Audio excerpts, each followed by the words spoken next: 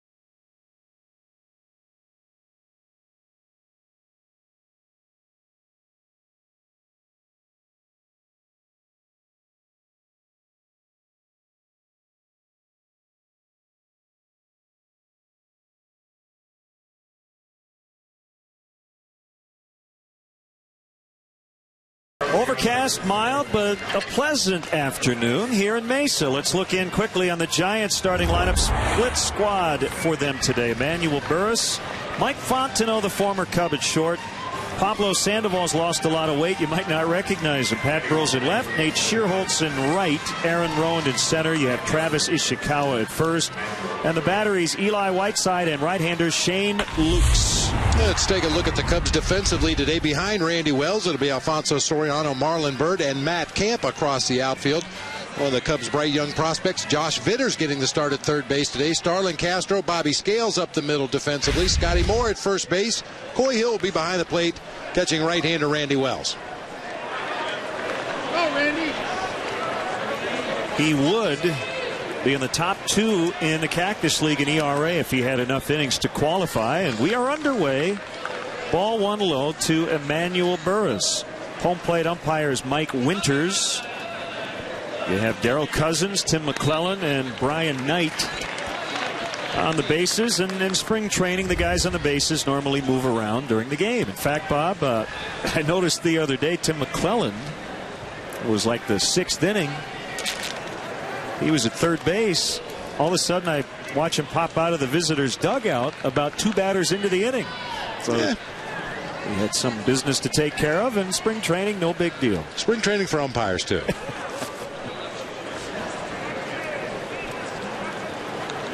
2-1 on Burris. The pitch is low, and it's 3-1. I like it. You saw it. I didn't. We were in Las Vegas. Mike Quaddy was going to make a double switch, and I believe it was Doug Eddings, the home plate umpire. Yes. He just waved at him like, do whatever you want. Do whatever you want. At spring training, I don't even keep a scorecard for these games. During the regular season, of course, the home plate umpire has the official scorecard and makes the appropriate changes throughout the course of the game. But in spring training, you just kind of wing it. Full count now to Burris. The other Giants team in Scottsdale today hosting the Oakland A's. Cubs are done with the split squads. Burris bounced that one off himself. Normally they say that spring training records don't mean anything, but last year the Giants, as you see Ron Wotus, the acting manager, with Bruce Bochy staying behind in Scottsdale, they went 23-12 in spring training. That was the most wins in baseball, and they have 18 already this year as Burris rolls one into center for a leadoff single. Occasionally we can overvalue spring training numbers, but it's never too early to get in the habit of finding ways to win ball games, and certainly the Giants did that extremely well last year, especially down the stretch and into the postseason. As you get a look at today's umpires, and they picked up right where they left off last season. Former Cub Mike Fontenot, who was traded from the Cubs to the Giants while the Cubs were in San Francisco. That was weird. Sure made it easy for Mike. All he had to do was go back in the clubhouse, pack his bag, walk down the hall, and put on a different uniform.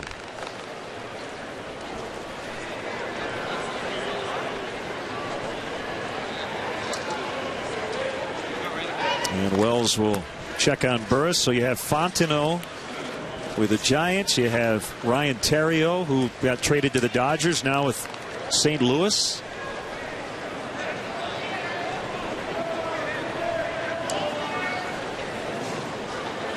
Runner goes, and a swing and a miss on a changeup, and he'll drop the ball on a hit and run. So Burris will get a stolen base. Boy, and those are the ones that hurt, Len. On a hit and run, the runner at first base isn't trying to steal. He's relying on the batter to protect him. And that's usually an opportunity for the catcher to throw a man out at second base because he does not get a big jump. But unfortunately, that time the ball popped out of Coy's glove and he wasn't able to find the handle. Into center, and Bird will have to play it on the hop. Burris is going to try to score, and he will.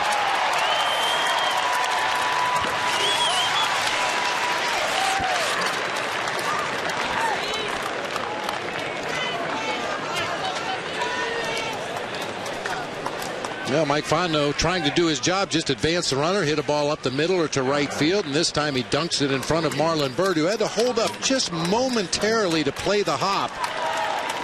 And the throw comes in on a couple of bounces to Coy Hill, too late.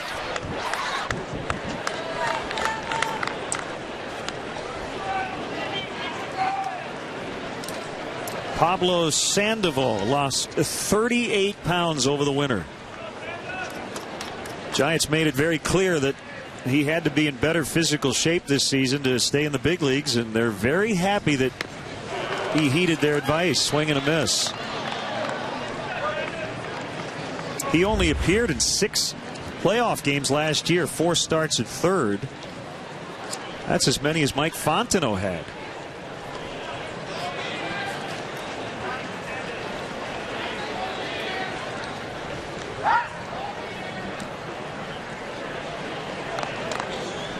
We've talked off the air about the Giants. I can't think of another team, let alone a World Series champion, that has had no turnover like the Giants. I mean, Edgar Renteria, Juan Uribe are elsewhere.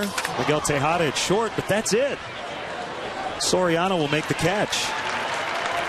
So that's the first out. I mean, every team now with free agency you turn over 25 to 30% of your roster no matter what, but the Giants are essentially intact. Especially on that bump out there in the middle of the field. The pitching staff, one of the best in baseball last year, returns, and you would have to expect they're going to be really good again. With the possible question mark surrounding their closer, Brian Wilson.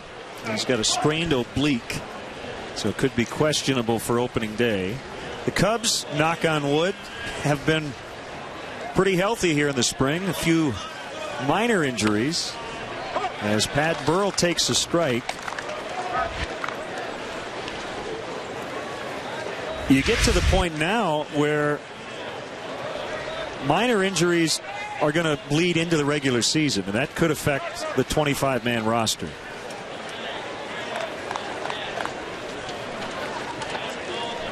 So you just hope you don't get them.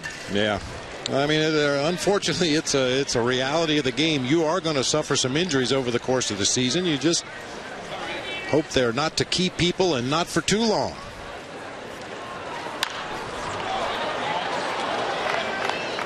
Well, what a great year for Pat Burrell last year. Going home, native of the Bay Area, grew up rooting for the Giants. They were a team that was pretty much without power in their lineup, and Pat Burrell was available. They brought him back home again, so to speak, and he did give them that legitimate home run threat in the middle of the lineup, not to mention the professional at bats that he gives. Takes a lot of pitches, works counts, he'll take his walks. And really everything you just said you could apply to the left-handed hitting Aubrey Huff, who had a fantastic year. Not here with the team today.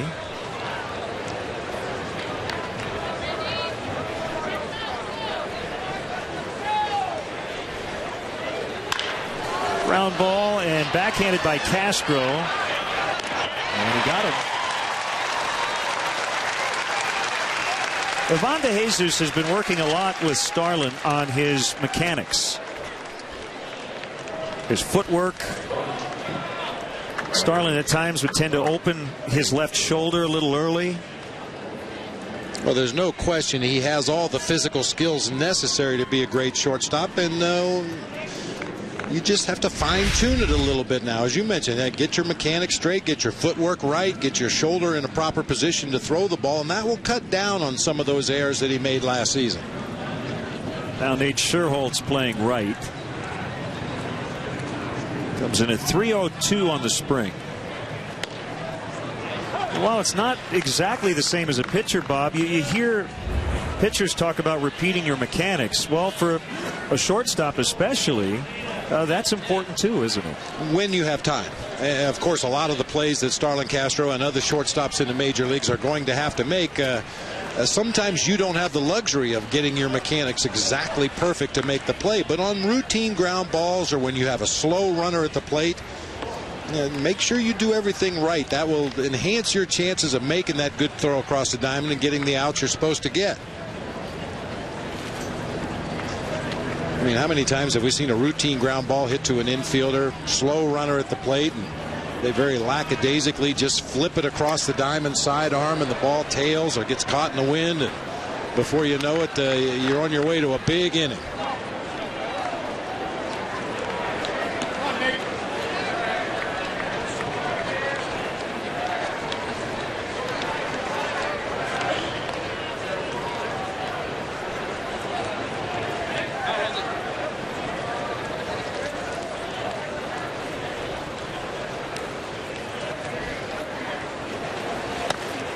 That's high and outside. Always great to see former Cub Sean Dunston. Been with the Giants in uniform for a while, and he's coaching first today. You know, a lot of the things we've been talking about already in this game with Starlin Castro, Sean Dunston can surely identify with. Yep. Very, very similar types of players. When they first came to the major leagues, very raw, very physically gifted, but Sean, with a lot of hard work, figured it out, learned how to use that cannon of an arm that he had and the tremendous range that he had, and Starlin Castro was hopefully following that same path.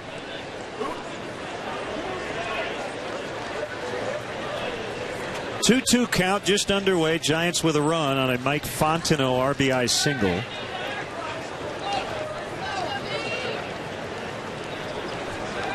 huge crowd here in Mesa. Got to be very close to a sellout. In fact, I bet it is a sellout. Swing and a miss on a changeup. 2 hits, 1 run for the Giants. The Cubs are coming up.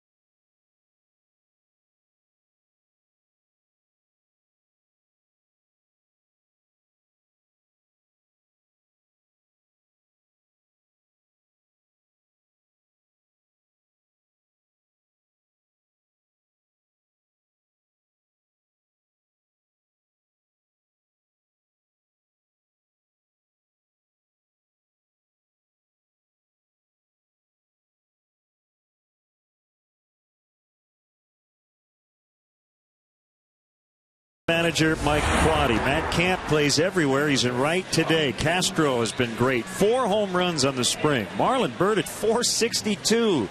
You have Soriano cleaning up. Scott Moore is at first base. Bobby Scales at second. Josh Vitter's in for the day-to-day Aramis Ramirez, who had a 102 temperature.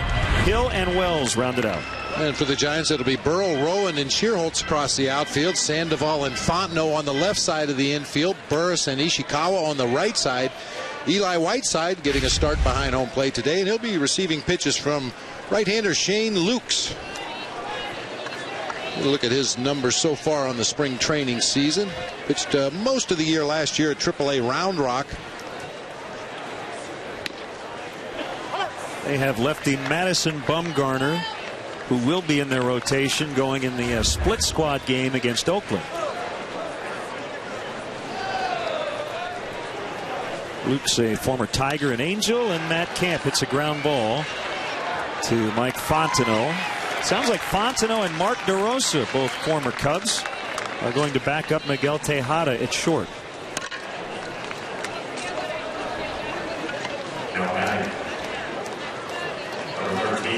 Well, for any of you watching the game today, if you happen to be a big Eli Whiteside fan, you might want to tape this game because their regular catcher, Buster Posey, there's a pretty good chance he'll catch about 155 games next year. That's one of the more anonymous positions in all of baseball, backing up Buster Posey.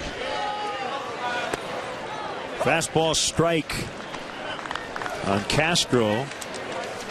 Don't expect Lukes to go too deep into this game. 5th appearance, he hasn't gone more than 2 innings, and this is his first start. Fontenot will get another chance as he had to back up to play that hop. Low throw, but no problem for Ishikawa. And Lukes has not pitched since last Sunday. He worked only a third of an inning last Sunday, and he has not pitched more than 2 innings in any of his outings this year. Went 6-12 last year in AAA with an ERA of 5.25. As you mentioned, some big league time with the Tigers and the Angels. Here's the Comcast Sportsnet March of Dimes Cub of the Year. For 2010, Marlon Byrd received his award at the annual dinner in February. Roller right through the legs of the pitcher. Fontenot will spin, and the throw gets away and bounces into the seat, so Byrd will end up at second.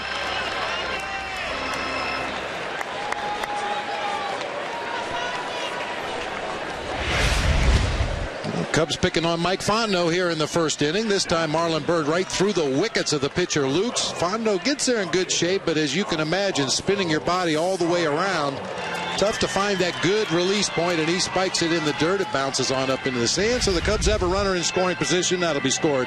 A base hit for Marlon Byrd and an error on Mike Fontenot, allowing him to advance to second.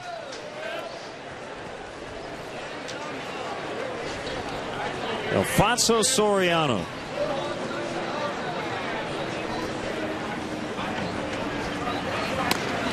Takes a strike.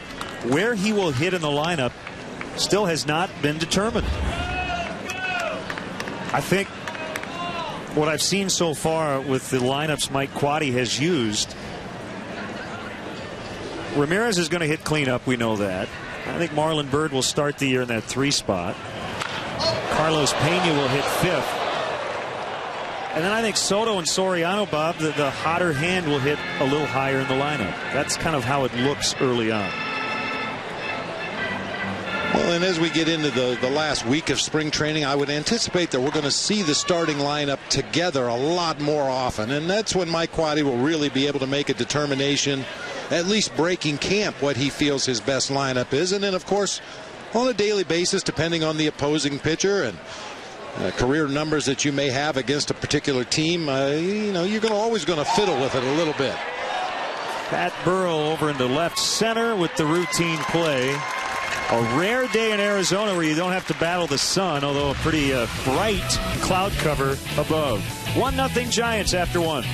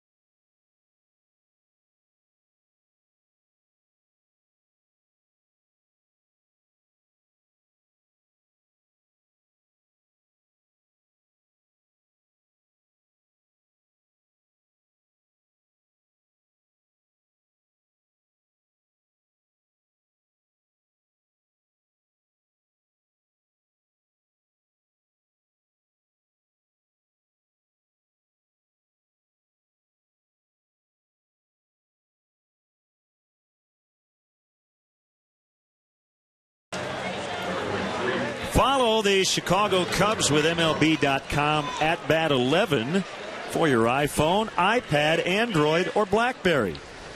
Get spring training scores, stats, highlights, live audio, and more. Text @bat to 31826 or visit Cubs.com for details.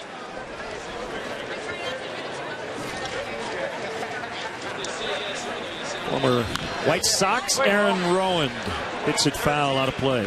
One of the more unique batting stances in all of baseball, and he's constantly fooling with it, changing some things, moving his hands up or down. But hey, when he steps in that batter's box, you don't need to see the back of his uniform. You know who it is.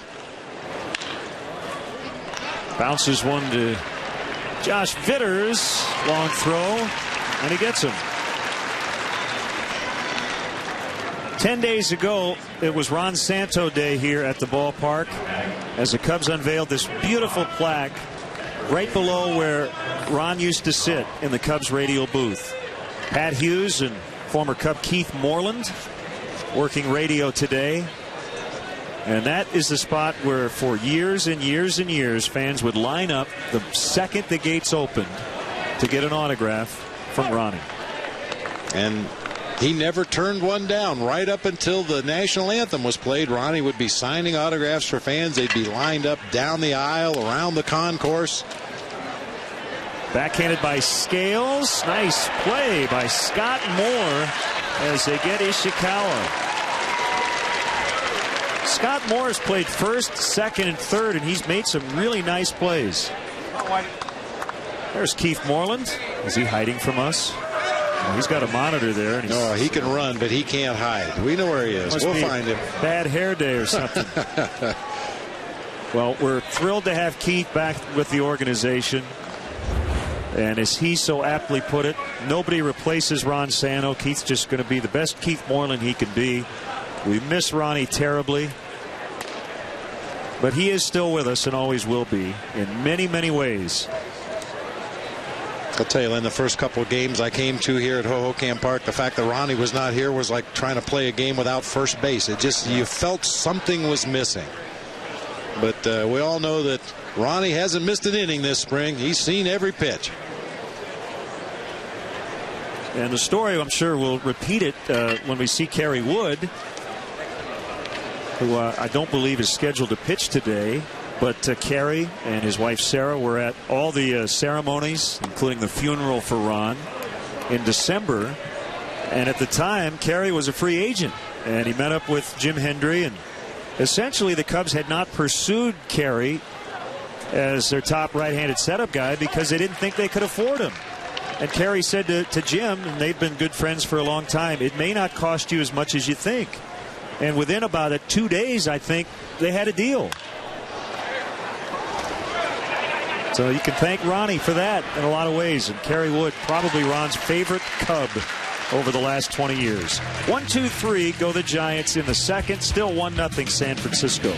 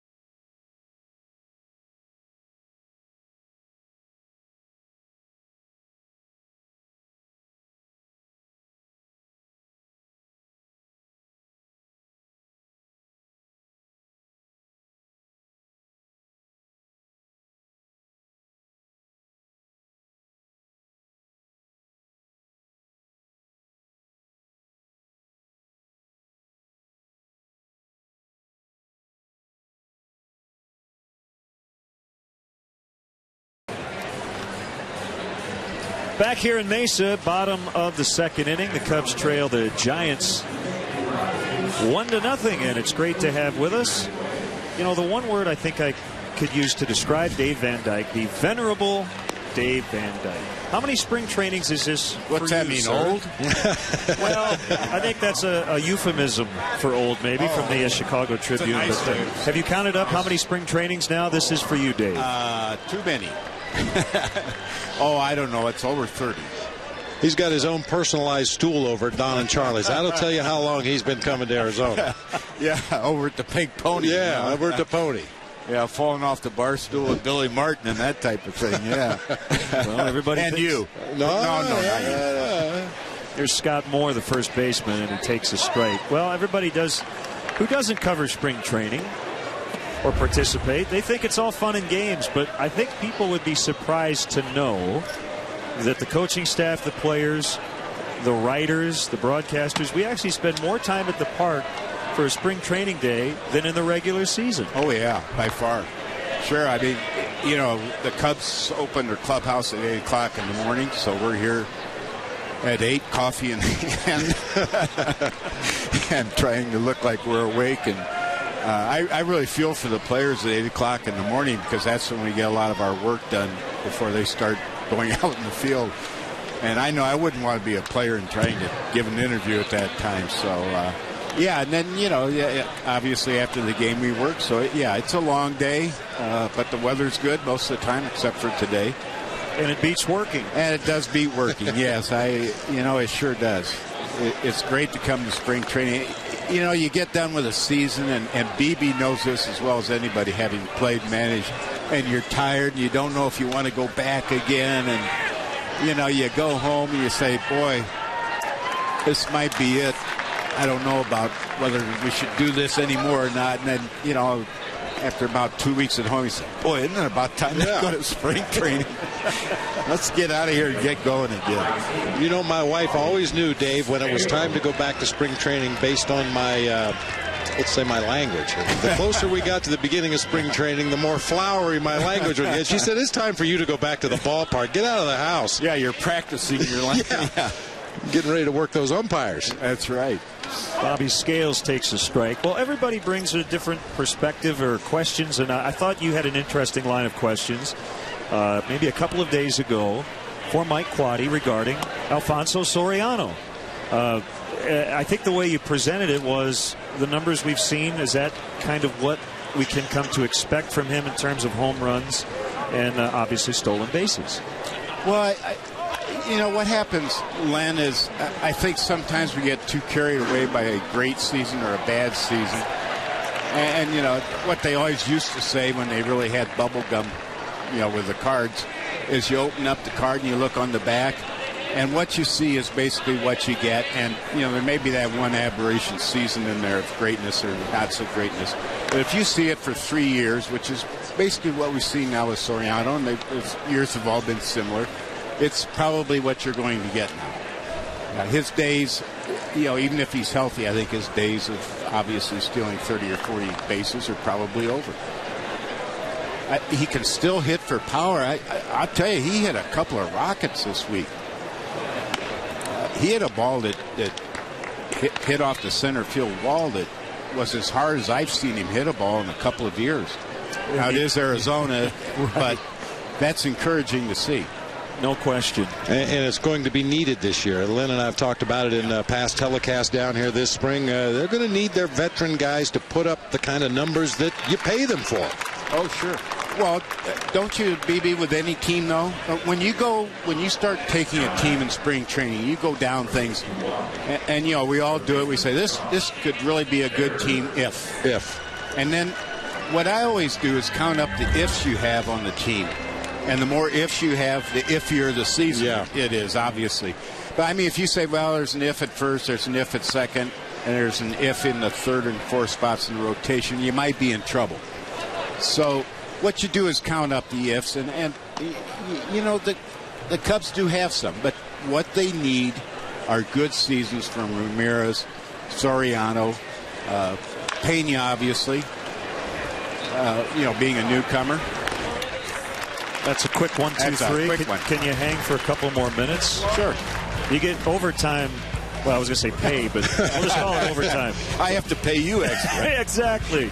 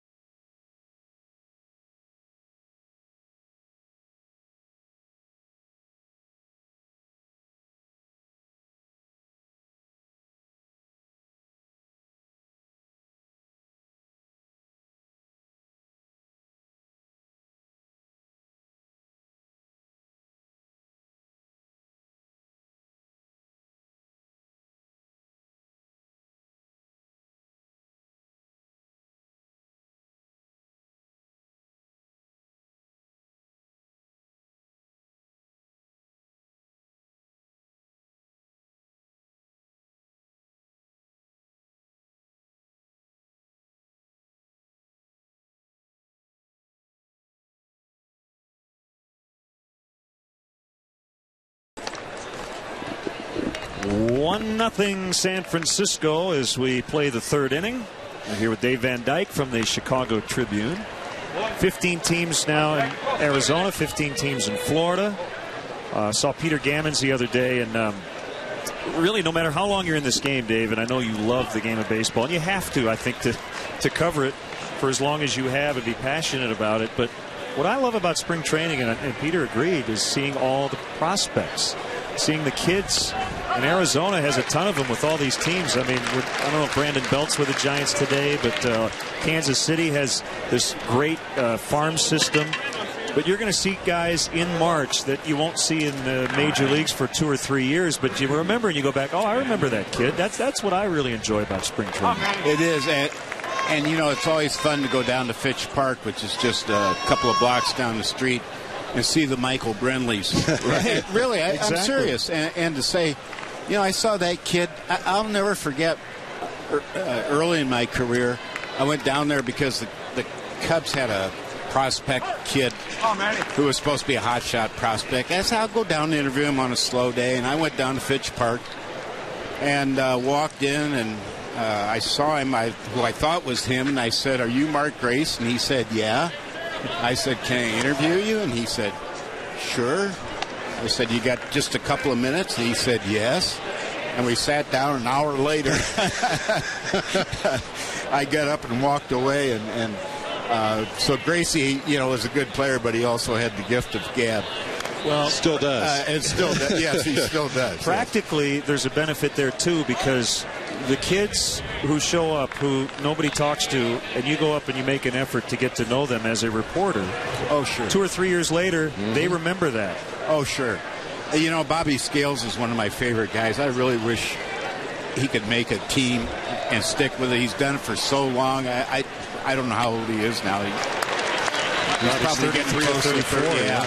And, you know, he's just such a super guy. And that's one of those guys you've gone down and met. And you see him every spring training. And when I usually go to Iowa maybe once a year, and you see him. And so you get to spring training, see Bobby Scales, and you walk up, oh, Bobby, how are you? It's good to see you. And you know he means it. You know, he really does mean it. He'd like to see you more often. Yeah, it's really fun. Mike Fontenot lifts one as Randy Wells is going to work another quick 1, 2, 3. Yeah, that's what they need from Randy Wells. Yep, he's been good. That's 9 in a row retired by Wells. Dave, always a pleasure. Thanks, guys. Thanks for stopping by. I've had a good time.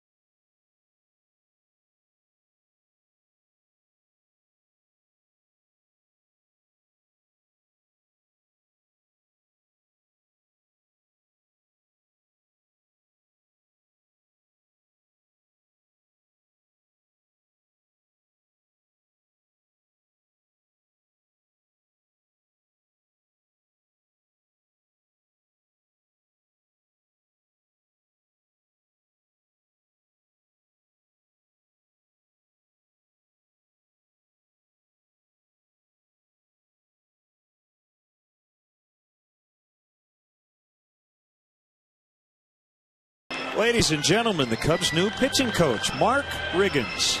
Mark, thanks for stopping by here for a half an inning. I would imagine you're pretty happy with what you've seen from the starter today, Randy Wells. Yeah, Randy's throwing strikes today, working ahead in the count, keeping the ball down, and keeping his pitch limit down, and it's going good for him right now.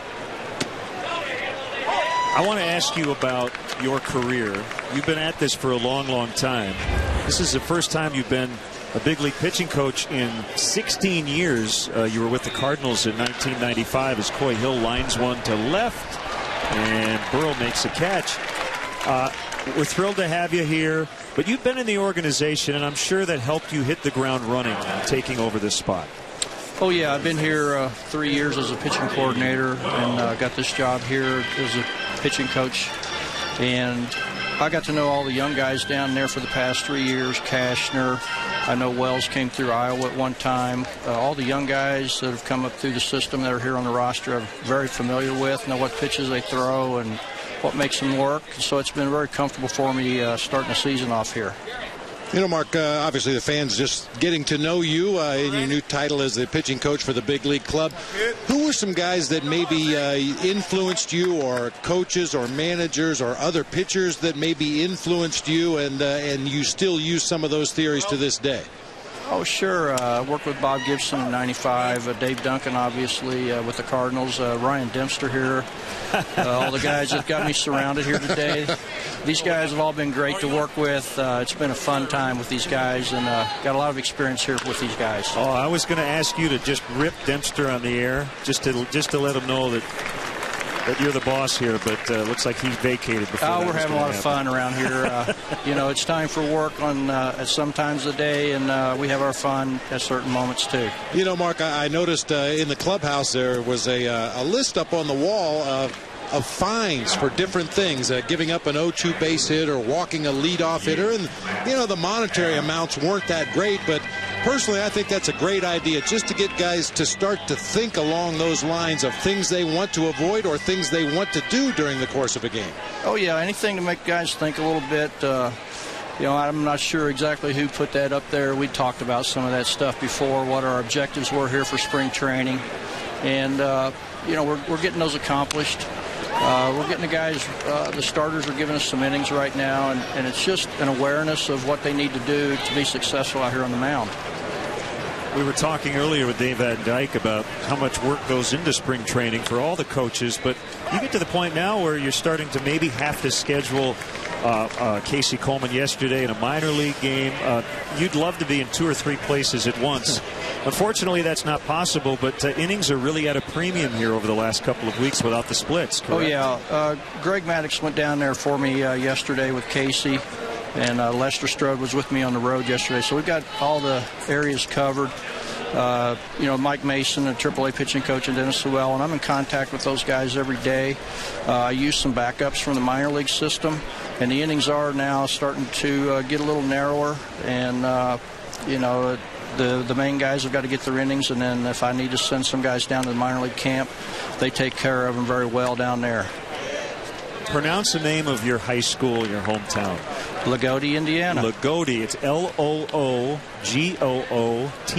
Lagodi. You got it. I like it. And where in Indiana is Lagodi? It's about 40 miles south of Bloomington, Indiana, about 75 miles north of Evansville. Well, they're all huge Cub fans now.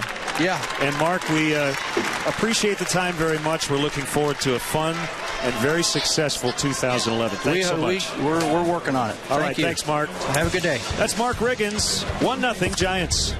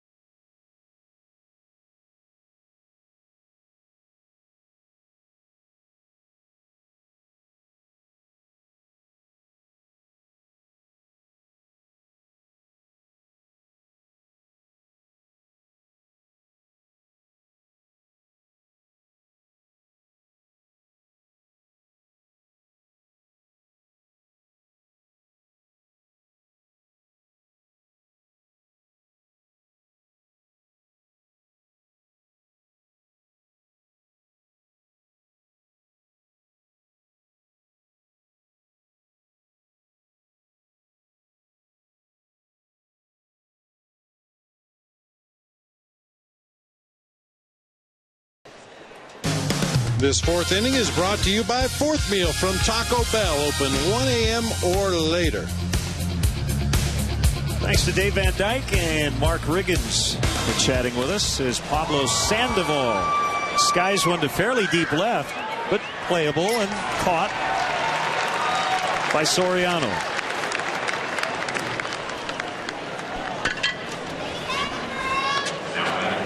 Manager Mike Quade is planning to bring a lot of fun and excitement to Wrigley Field this season. You can be there to catch all the action. Tickets are available now for some of the great matchups of the 2011 season.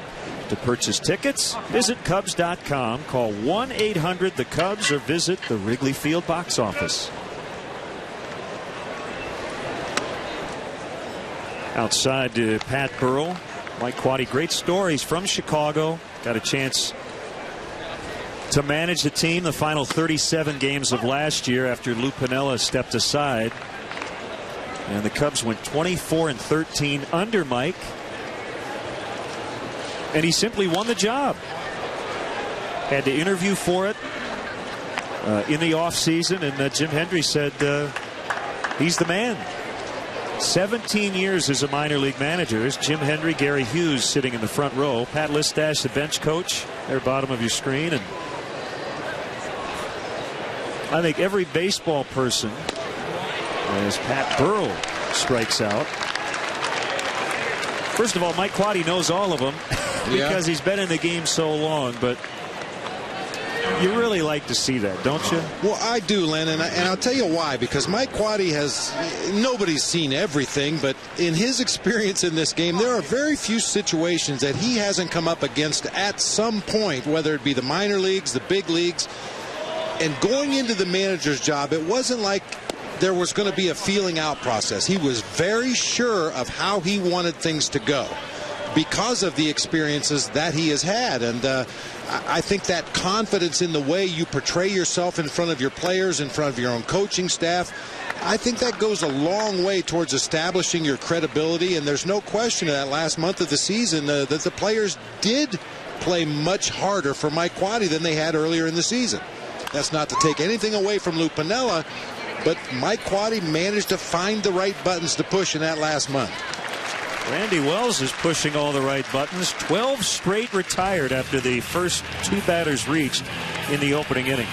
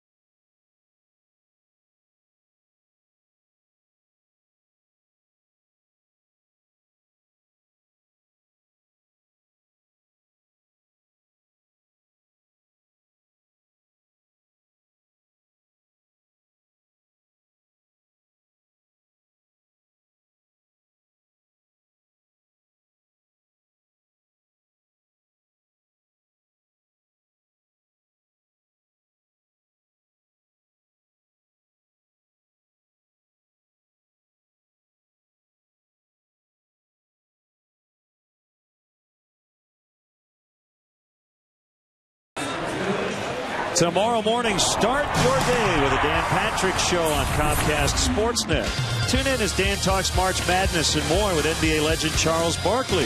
Get your sports day started with a Dan Patrick Show tomorrow morning from 8 to 11 on Comcast Sportsnet. I have to see if Dan Patrick can get Charles Barkley to say terrible. Yeah, I think so. They just played terrible. Starlin Castro grounded out in the first inning.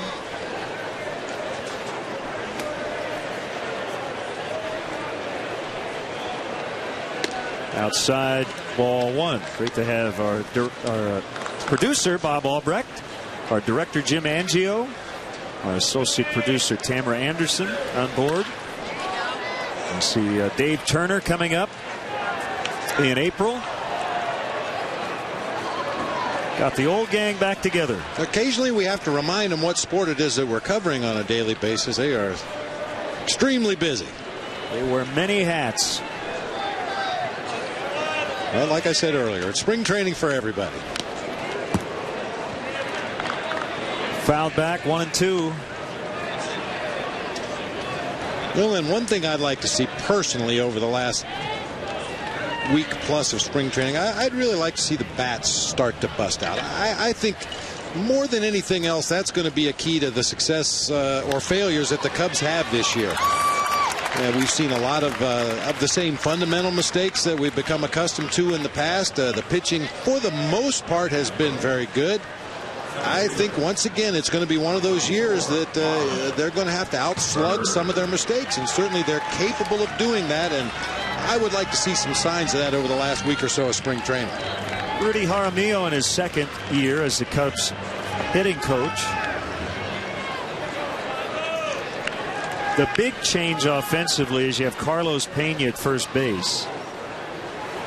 And Carlos worked under Rudy a long time ago in Texas and was briefly with Mike Quaddy, who was the A's first base coach in Oakland.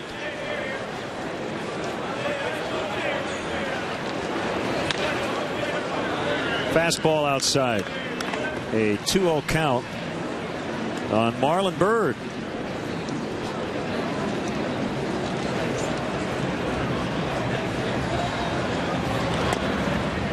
One right down the middle.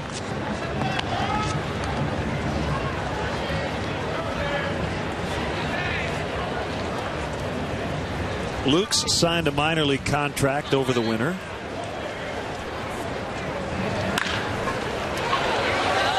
Knocked down, but it'll be a hit for Byrd.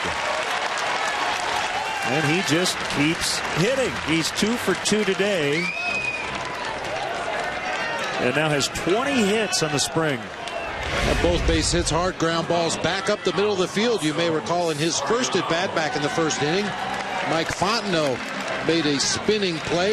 Marlon Byrd was given a base hit. Fontenot charged with an error, and once again going back up the middle of the field. This time Burris could only knock it down for an infield single. A lot of hits up the middle of the field.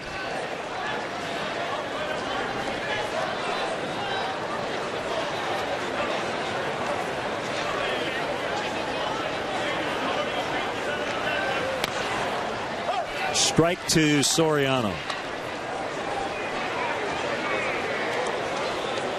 Former Cub Derek Lee made his spring debut yesterday battling a sore right wrist. Well, what did he do? First pitch of his first at bat, fouled the ball off his foot. Oh, geez. So he's got a bruise on the left foot.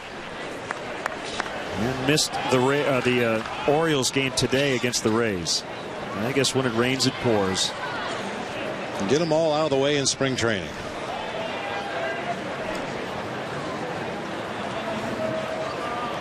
So another former Cub, Jake Fox, got the start. He's had a huge spring. What's he have, like 8 home runs in the Grapefruit League? Yeah, I think he's got 8.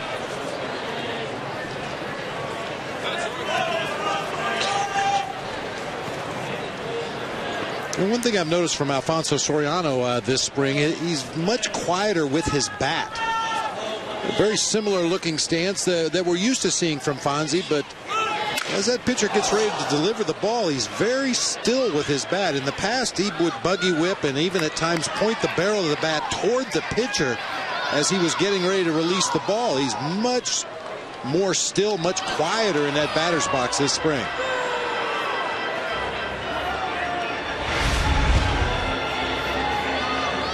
Got jammed that time, of course, swinging that big bat as he does. Occasionally you will be able to run a fastball in on his hands. That time Luke's able to break Fonzie's bat, but I think that's going to help him over the course of the season. He had a lot of movement and always has in his swing, but as you get a little bit older and those fastballs get a little bit faster, any unnecessary movement you can eliminate and still hit the ball with authority is only going to help you. A little waggle right there, and then as the pitcher gets ready, you can see how still he is with that bat. Slider low and outside. Just for the record, Jake Fox 7 home runs, but that leads all of baseball.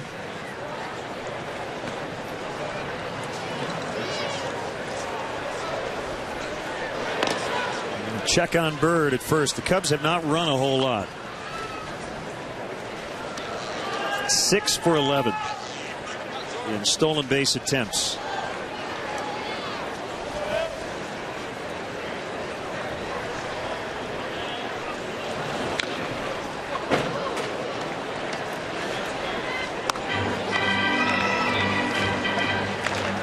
Len, I mentioned to Mark Riggins about the chart I saw down on the bulletin board as you get a look at right-hander Casey Daigle warming up for the Giants. And trying to get pitchers to think a little more about different situations in the game and what they should do or what they should avoid. And I saw a similar chart for the hitters. There was a column for hard hit balls. Hard hit balls don't always go for base hits, so I like the idea of keeping track of balls that were squared up and hit hard, whether it went for a base hit or not. There was a column for guys advancing runners from second base with nobody out. There was a column for getting guys home from third with less than 2 outs. And, once again, anything you can do to start to get guys to think more along those lines. What do I need to do in this situation to help my team score a run? I think it's going to pay dividends as we get into the regular season.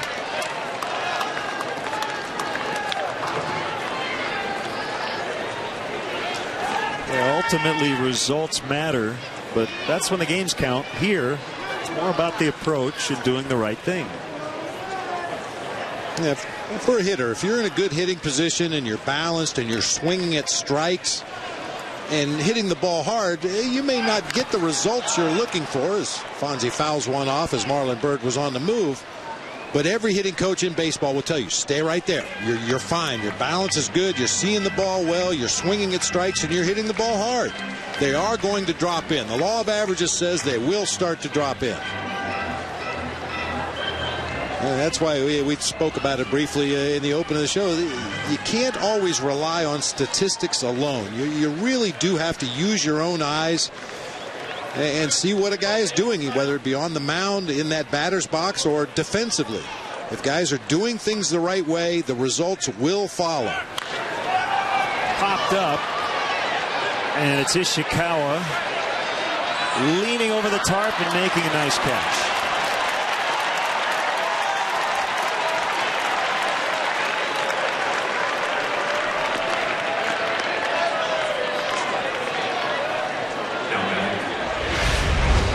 Ishikawa kind of measuring his steps. You see him squinting up into the hazy sky here today. Very, well, actually no sun right now. Very overcast day, but looking up in that direction, you could tell he was having some issues.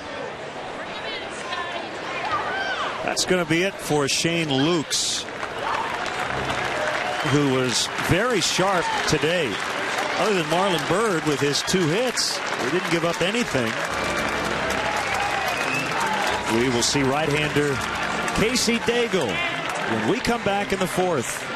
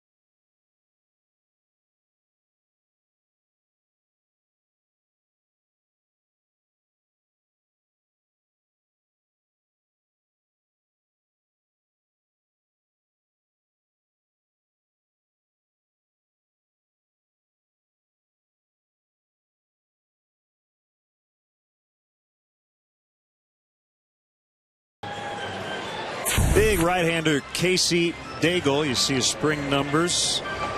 Former Diamondback and Astro. 6'6", 246. He's a big guy, but doesn't throw as hard as you might expect. He'll try to sink the ball. He'll cut his fastball, throw an occasional slider, an occasional straight changeup. Probably has the best pitching coach in the world cooking his breakfast in the morning. Jenny Finch, one of the greatest softball players of all time, is Mrs. Casey Daigle. And with 2 pitchers in the family, I like the fact that they named their child Ace. Ace, yeah.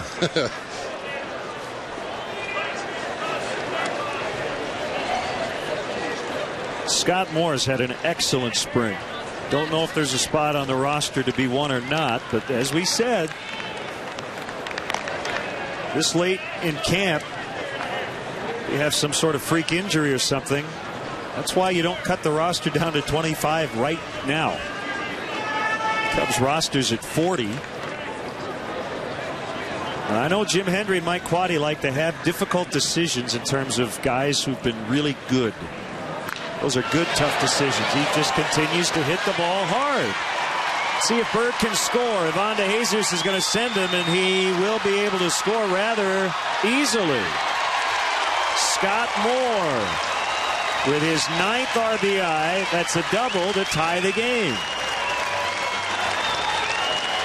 Every GM and manager, Bob, would like a guy like Scott Moore to just say, I dare you to not take me north. As you said, every general manager and manager would much rather have too many players, too many options, and you have to cut it down than to look at your roster at the end of the spring training and go, geez, we've only got about 12 good players. We got to fill out the roster with somebody. But Scott Moore certainly doing absolutely nothing to hurt his chances to make this ball club. And like as you said, it may be tough for him to make the big league club out of spring, but to have that kind of depth in case there is an injury at some point during the season or some ineffectiveness, and Scott Moore continues to swing the bat the way he is this spring, definitely would be an option.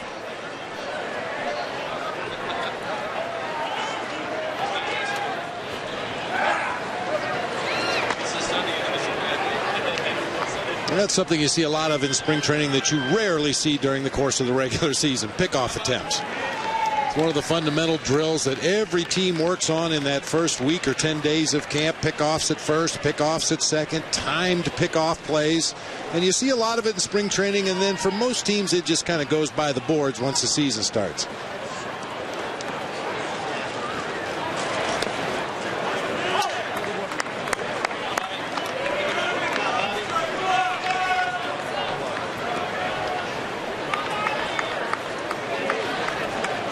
Might be able to pick up a few guys in the dugout saying, come on, Bobby. He's a comedian. I cannot think of his name, but he did this big riff about the baseball sounds. Come on, Bobby. Come on, Bobby. Sounds of the ballpark. When we were all in Little League, we played defense. It was, hey, batter, batter, batter, swing, batter, batter. Put her in there, put her in there, put her in there. Choke and poke. Chatter. It's something that has gone away in professional baseball, at least at the major league level. You know, the bench jockeying, cheering for your teammates, ragging on the other team. You don't hear as much of that. And since we have field mics down close to the dugouts, it's probably a good thing we don't hear what's going on in that dugout all the time.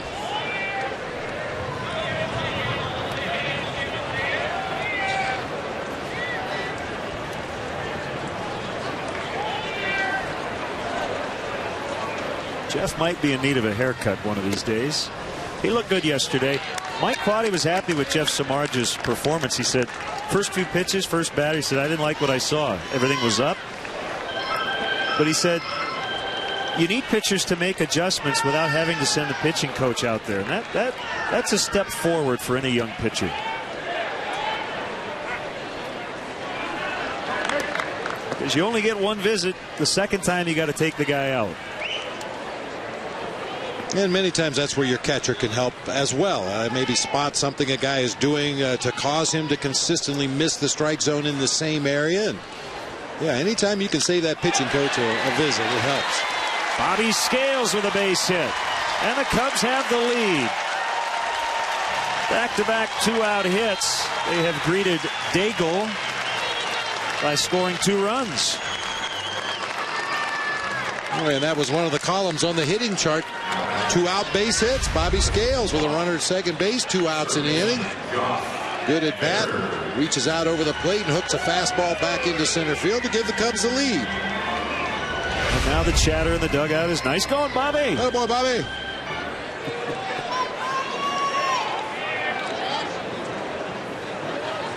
Should be a pickoff attempt at first. Oh, they almost caught Scales leaning the wrong way.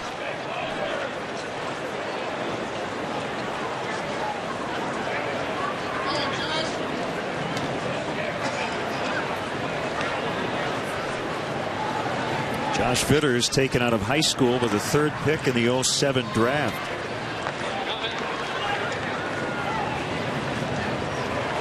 Well, Lynn, normally I don't root for specific results for a hitter, especially in spring training, but I was over at Fitch Park this morning as the AA Tennessee team was taking batting practice, and all of a sudden Josh Vitters walked out of the batting cage, went through the doorway, and was heading back to the clubhouse. So as he walked past, I said, "Where are you going?" He said, "I'm going up to the big league game to hit a home run." I didn't realize that he was starting at third base in the game here at Hohokam today, so I'm rooting for Josh to hit one out of here. Got the call today because Aramis Ramirez is under the weather.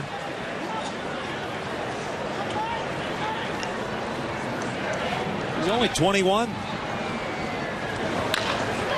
High bouncer to Fontenot, charges. Lots of time. Cubs get 2 on 3 hits. And after 4, lead the Giants 2-1.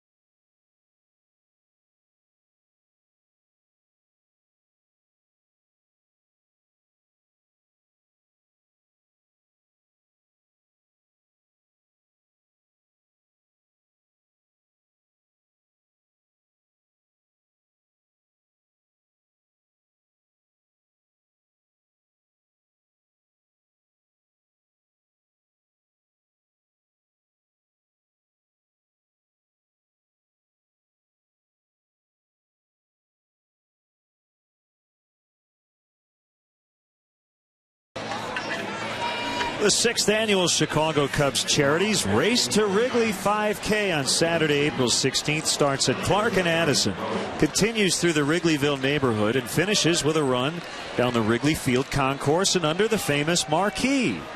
Each participant gets a performance management race t-shirt. Personal fundraising proceeds benefit Children's Memorial Hospital. To register, visit Cubs.com/race. Aaron Rowan looks at ball 1. Andy Wells working with a lead for the first time. And it's never too early to get in the habit of those shutdown innings. After your team scores a couple of runs to give you a lead, go right back out there to the mound, put another 0 on the board, and get your offense swinging those bats again. You know, Bob, we talk a lot about stuff in September, and we might have a theory about October, and then we never get back to it because we're not on the air after the regular season. But I recall a conversation we had when the Giants were in Chicago. And at the time, it looked like the Giants were in good shape to make the playoffs.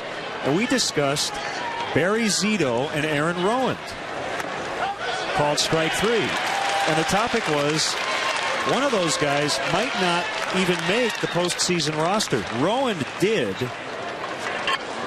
and had 11 plate appearances in the postseason. Barry Zito, who was a big part of their regular season, did not pitch. He was their highest paid player, and he did not pitch at all in the postseason. Just kind of interesting how it all played out. Well, and I commend Bruce Bochy and Brian Sabian and the Giants for the decisions they made. That could not have been an easy meeting to talk about taking your highest paid player, by all accounts a true professional in Barry Zito, who's had an outstanding career, but at that particular point in time, that did not give them the best chance to win in the postseason. So they made the tough decision, and I applaud them for that. That couldn't have been easy. Yeah, he struggled down the stretch, which I think was a big part of their decision. Ishikawa rounds out to Bobby Scales. Let me ask you from experience, and I know it's a different situation, but in 1989 you were with the Giants, but not on the roster. Obviously you're pulling really hard for your teammates, but is it a little tough that you know you can't participate? Oh, absolutely. It's bittersweet, isn't it, in a lot of ways? It really is. I mean, you know, anybody in uniform, you get to the postseason, you want to be a part of it. I mean, that's the reward. That's the cherry on the sundae for all the early work and the hours and hours in the cage or the weight room, and to be taken off the roster, it was very bittersweet. You still root like crazy for your team, but you wish you could be a part of it. Well, Zito will get that World Series ring and is in that rotation here in 2011. Randy Wells cruising along.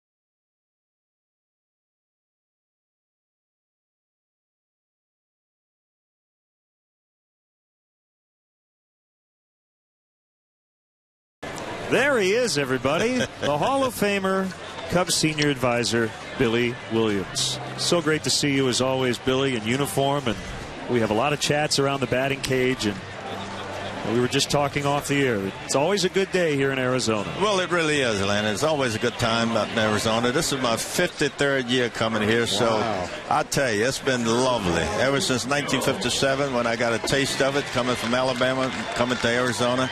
It's been really, really nice. And, of course, this year is no exception. Well, Billy, I've said it many times when we've talked to you in the past. When we see you in uniform leaning on that batting cage, watching guys take their cuts, it looks as natural. It looks like you were born to lean up against a batting cage. I got to have a fungo in my hand, of course. But it's always good around the batting cage. This was one of my things that I did well. And just to see the guys swing the bat, and just to hear the hitting coach Rudy talking to the players, and you know, it's a good thing when they say, I understand what you're saying. Fontenot gets Coy Hill. But to stand around the batting cage and see guys swing the bat, and I think Rudy this spring and like he was here last year, got a chance to know the guys. A lot of guys came in last year, and of course Rudy came in last year, and he got to get to know the guys. And this year he know them and know what their habits and what they do when they don't swing the bat real well. So it's going to be a good thing this year. I'm pretty sure it is.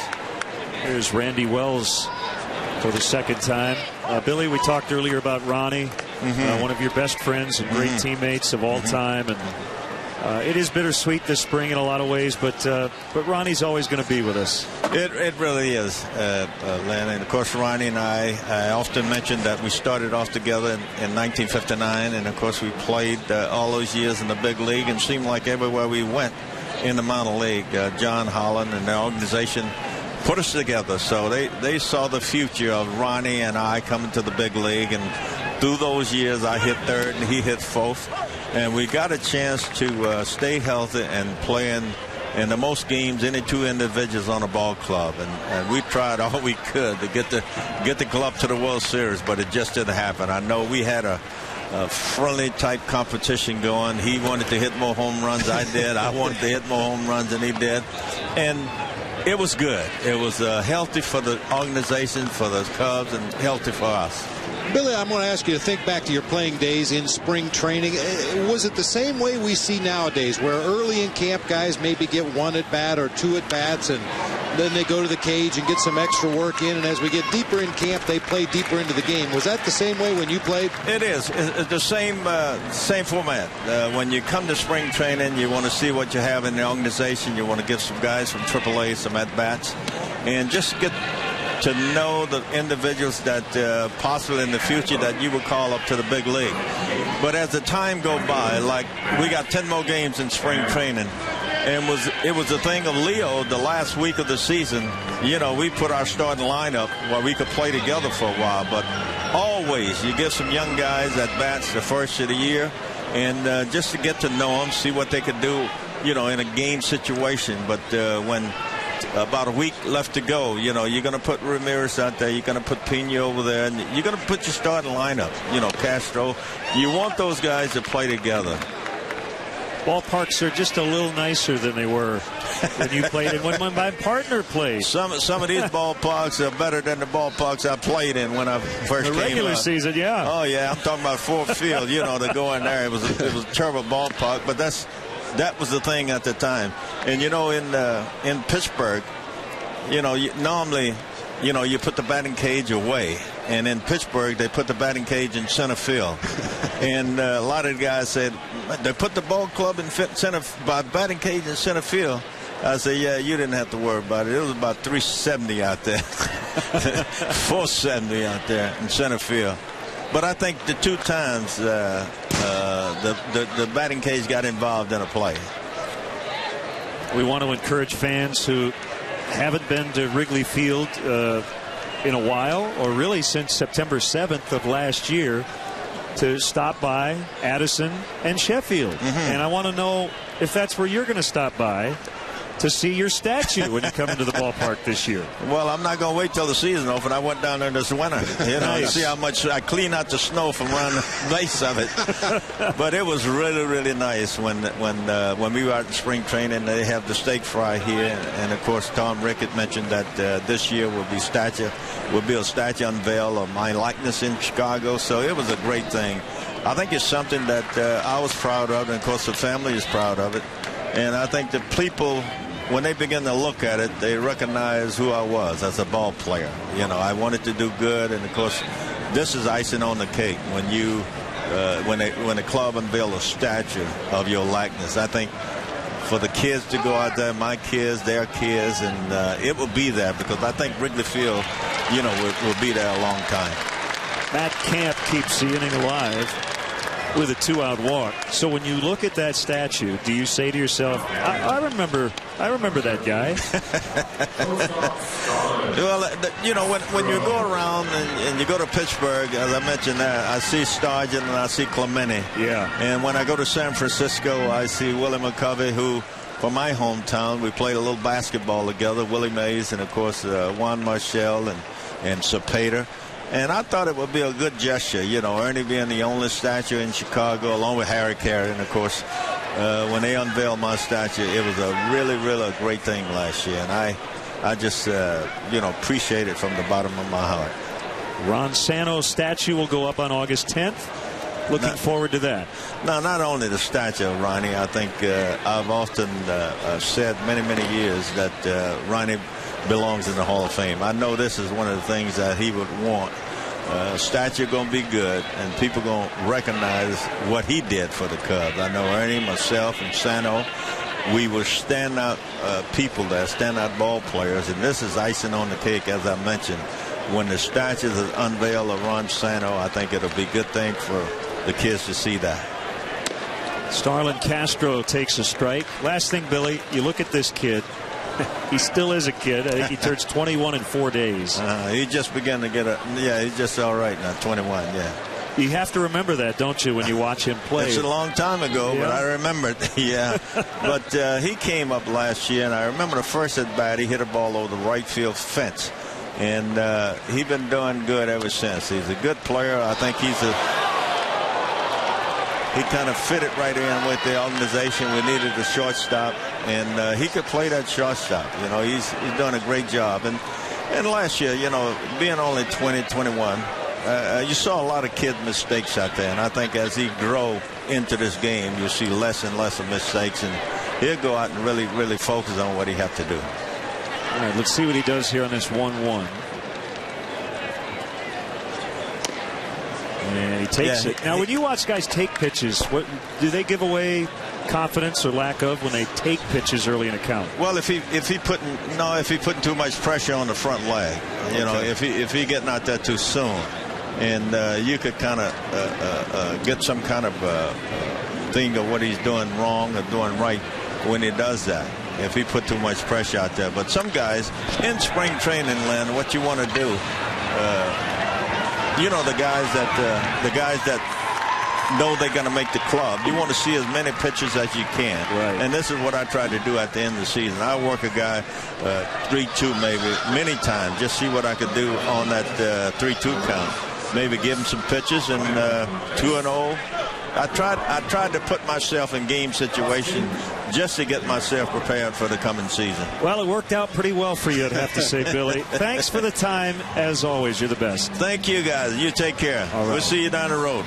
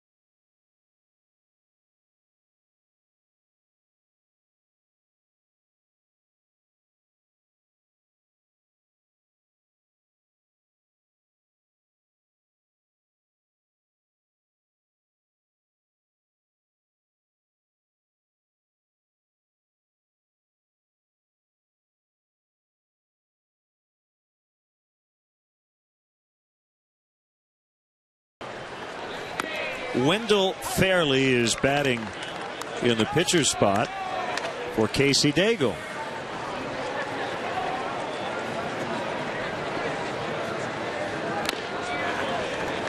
Foul tipped into the mitt.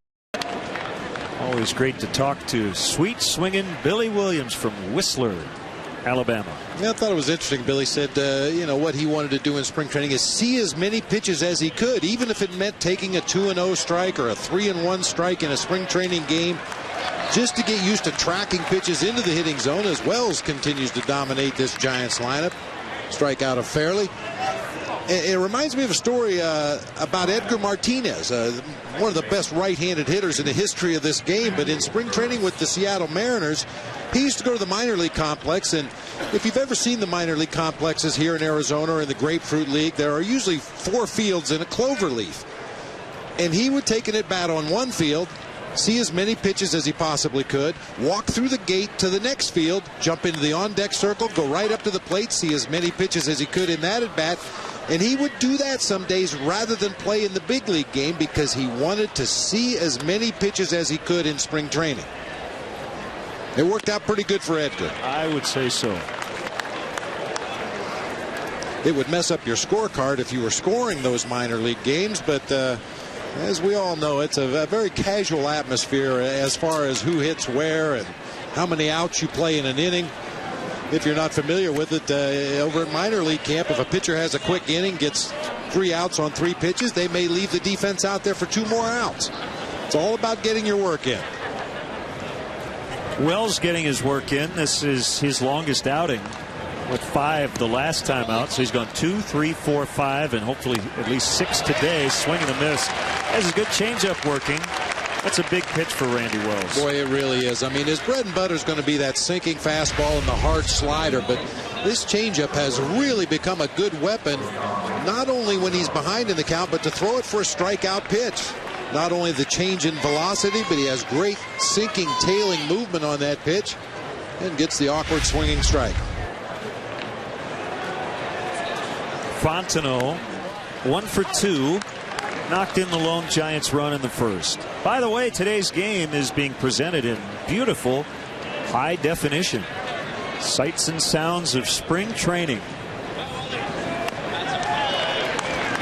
Another good change, 0-2. Really good. He's feeling it out there. You know, Len, you can, especially in spring training, you can watch a pitcher and tell when he's got a real good rhythm working out there on the mound. You can also tell when he's struggling to find that rhythm. Well, Randy's in a real good rhythm today. He's missed the strike zone by design on occasion just to show a batter a pitch to set up the next pitch, and then he's been able to execute that next pitch. Another changeup coming. Lifted in the air. Marlon Byrd coming over. Puts it in cruise control. What a performance for Randy Wells. That's 18 in a row.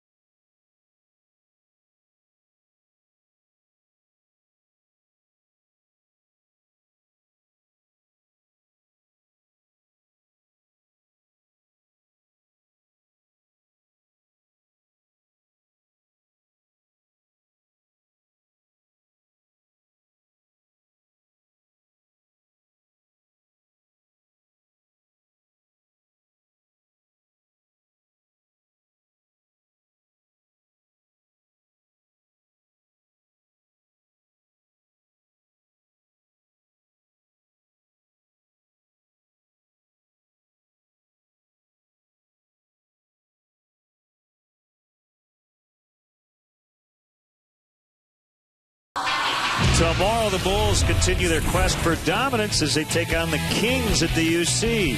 Coverage kicks off at 6:30 with Bulls pregame live. Don't miss. Bulls Kings tomorrow at 6:30 on Comcast Sportsnet. Fans' best friend. I want to go higher. Join Neil and Stacy. They're having a lot of fun this year. Well, they should be having fun. We're going to have a lot of fun this year. Yes, we will. Felix Romero, a right-hander.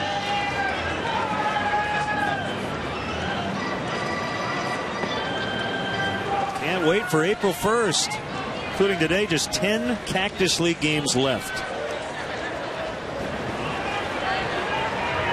Marlon Byrd takes a fastball outside as we look at our initial Menards Big Lumber stat of 2011. 488, that's right. If he can pick up his third hit in this at bat, he would be at 500 for the spring. I don't care what time of year it is, that's good hitting.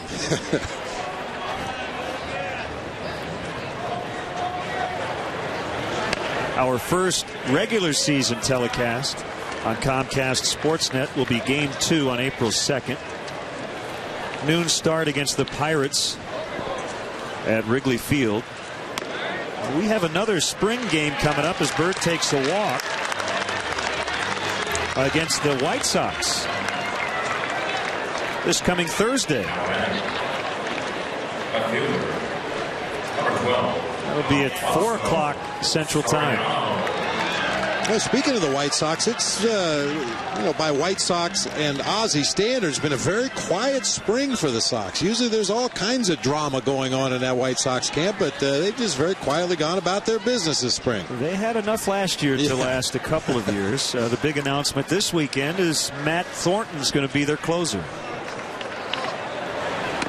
A strike to Soriano.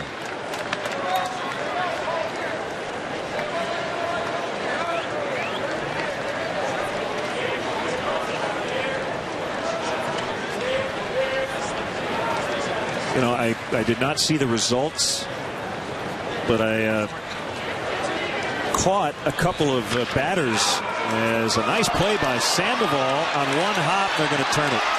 That's a 5-4-3 double play. Nicely done by Pablo Sandoval.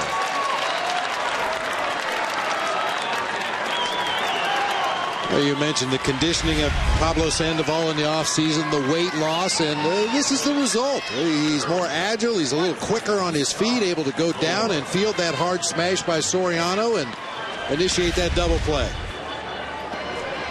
I caught a couple of pitches on television of Mark Pryor, who was in Yankees camp. His fastball was about 89 or 90, but he threw a really good curveball at 80 on a strikeout pitch.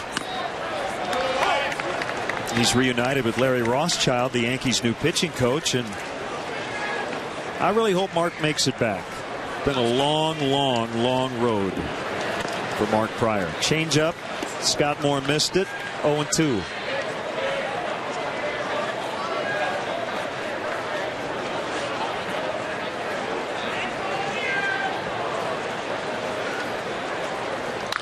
Scott Moore high in the air, but foul.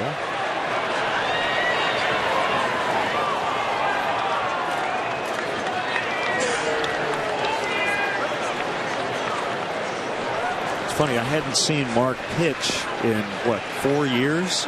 He looked like Mark Pryor. Mechanics, yeah, exactly the same.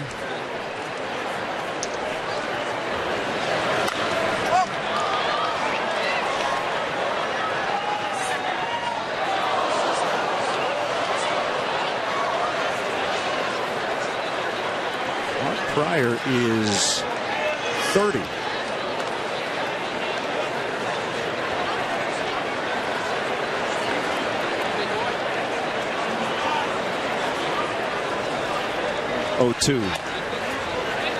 Just missed.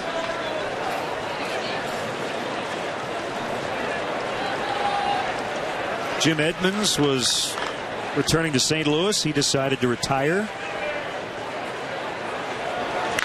Ground ball hit by Moore.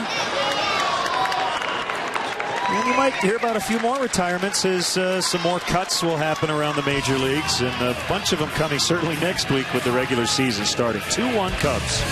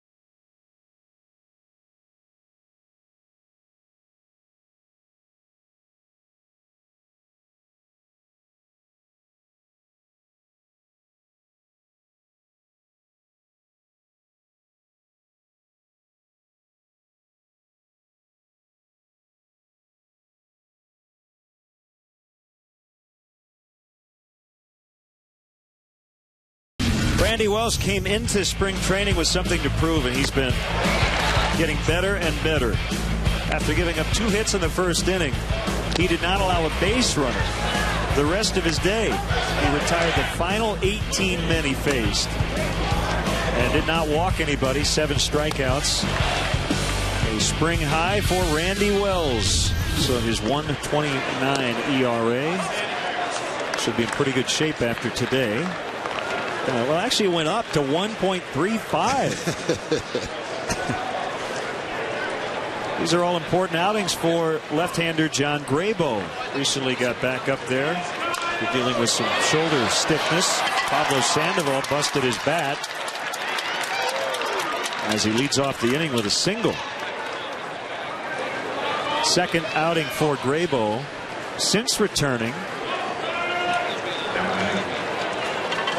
I know he's very, very driven to show the Cubs and Cub fans that last year was not typical John Grabow. Well, he just had some health issues to deal with, the gimpy knee, and any pitcher will tell you if you don't have your legs under you out there on the mound, you've got very little chance of getting anything done with your arm. It all works together, and boy, when your base goes bad, it's really tough to execute your pitches. And I would agree, he's a very motivated soldier this year. Really wants to show what he can do. Change-up, the pitch of the day. Change-up city. Well, that's the great equalizer in spring training. You know, the first week of camp, guys usually see mostly fastballs, and then eventually they start to see some breaking pitches. And when a pitcher can throw a really good straight changeup, you can get some funny-looking swings down here in the Cactus League. Doubled up on him, 1 and 2. Fastball change to righties. Fastball slider to lefties from Grabow. Swing and a miss. I think that was 3 in a row. Yep.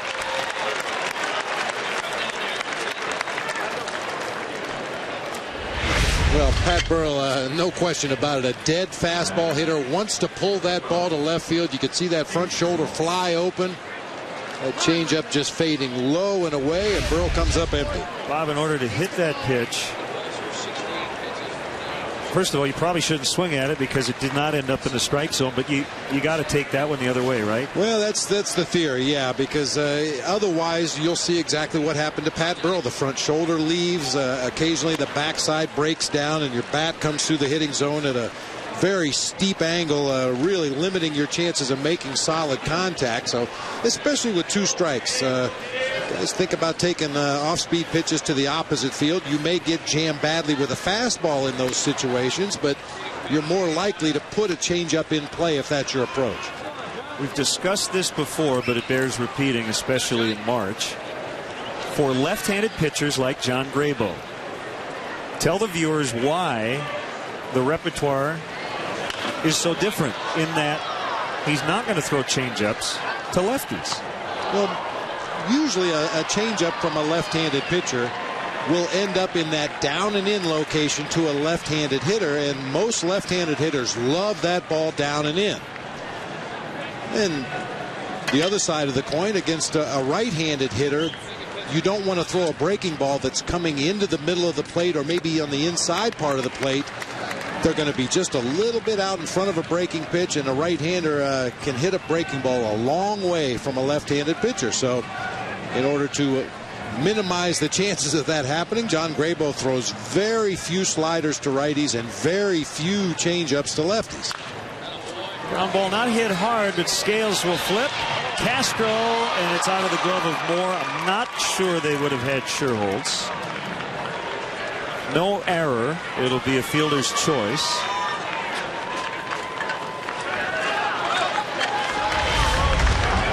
Always tougher to turn that double play from the right side of the infield, just because of the fact that Bobby Scales has got to either do as he does right there, take a step toward the bag and shovel toss, or make the backhanded flip.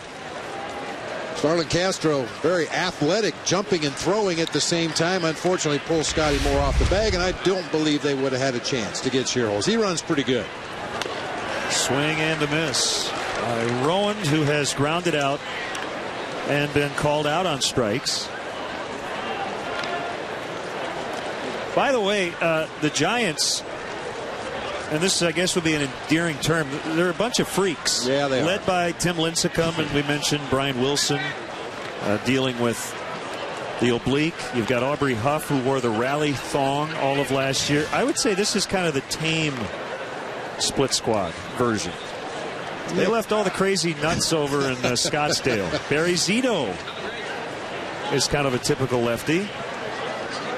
As you know, Len, I was very fortunate to be a part of the postseason last year when the Giants were making their march to the World Series, and I had the opportunity to get down into that Giants clubhouse pregame, and I can't imagine how you could be any more relaxed. I mean, probably the biggest game of a lot of these guys' careers, and I mean, Lincecum was running around the locker room singing. Bruce Bochy says that Tim Lincecum is the Rain Man of music. He knows the words to rock and roll. He knows hip hop. He knows rhythm and blues. He knows show tunes. He knows the words to every song, Bochy said. It's amazing. And they had the stereo cranking, and Lincecum had his hair pulled back in a ponytail. And you mentioned Aubrey Huff's attire. It was just not what you would expect a clubhouse for a team in the playoffs to look like or sound like. But that's the way they approach it. That's the way they were all year. Well, many times after the fact you hear about chemistry, but we saw the Giants during the season, and everybody was saying just how much fun they were having. Rowan chops it to short. John Grabow works a scoreless 7th. Stretch time in Mesa. Cubs leading the Giants 2-1.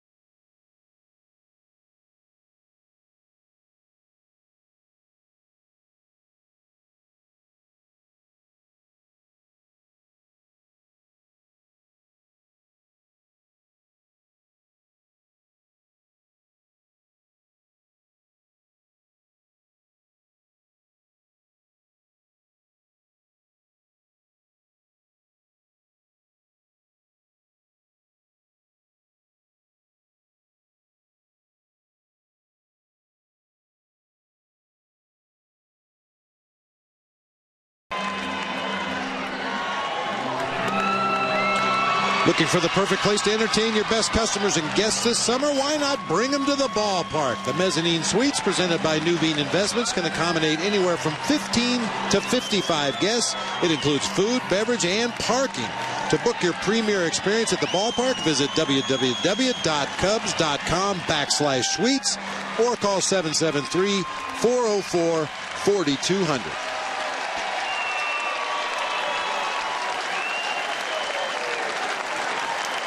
They're getting married. We had a proposal on top of the Cubs dugout.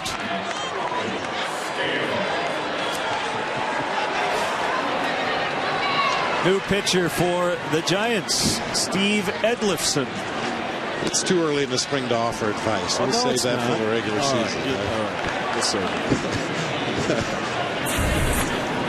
Bobby Scales is 1 for 2 with a go-ahead RBI single in the 4th.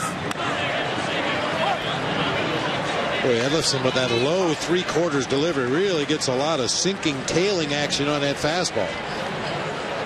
You would assume he is a ground ball pitcher. Without looking at the stats, I'm saying he's a ground ball pitcher. Okay.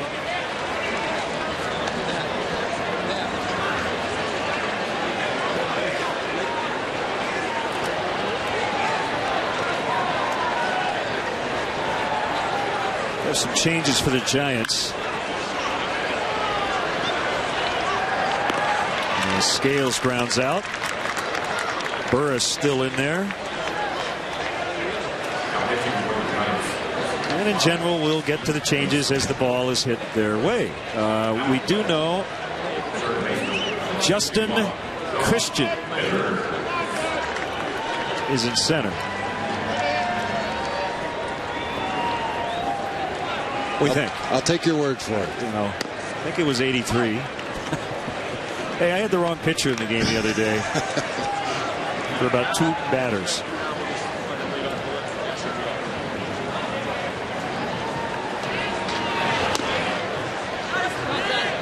Vitters has grounded out twice. Certainly Cub fans are well aware of Josh Vitters and his potential. A lot of scouts that have seen Josh Vitters play considerably say that his bat is ready for Major League Baseball. Still needs a little work defensively. Sharpen up the game a little bit down there at third base. Maybe be a little more aggressive on the bases. But people that see him play a lot say that his bat is Major League ready. Down to a knee is Sandoval.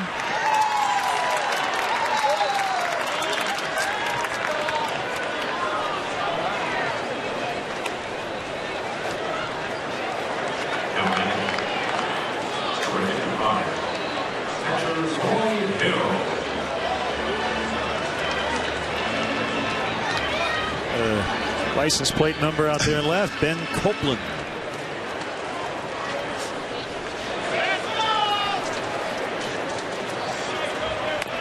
I will say this, when we mentioned MLB at bat 2011, which I have dialed up on my iPad, the spring training box scores are updated, pitch by pitch, and that's a big change. It used to be you'd get a box score every 5 minutes, it would be updated.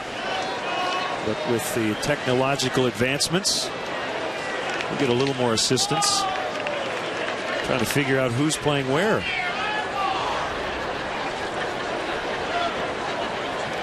And I generally try to avoid the word pinch hitting, because sometimes the guy who you think is pinch hitting has already been in the game for 2 innings. Yeah.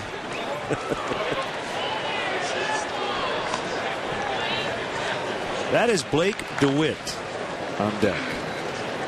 Says so right there on the back of his shirt. Yeah, having the name on the back of the jersey helps.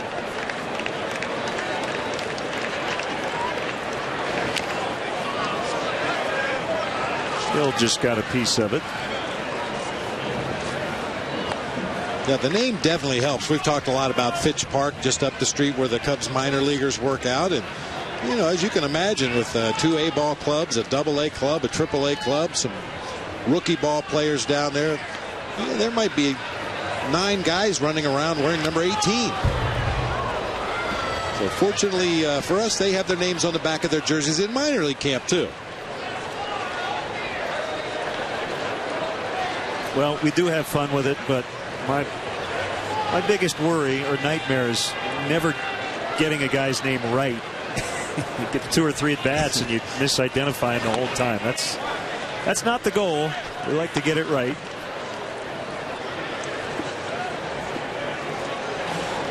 And I would say generally the player that we're talking about, if he has a good day, wants us to get it right. If he doesn't, he probably doesn't care.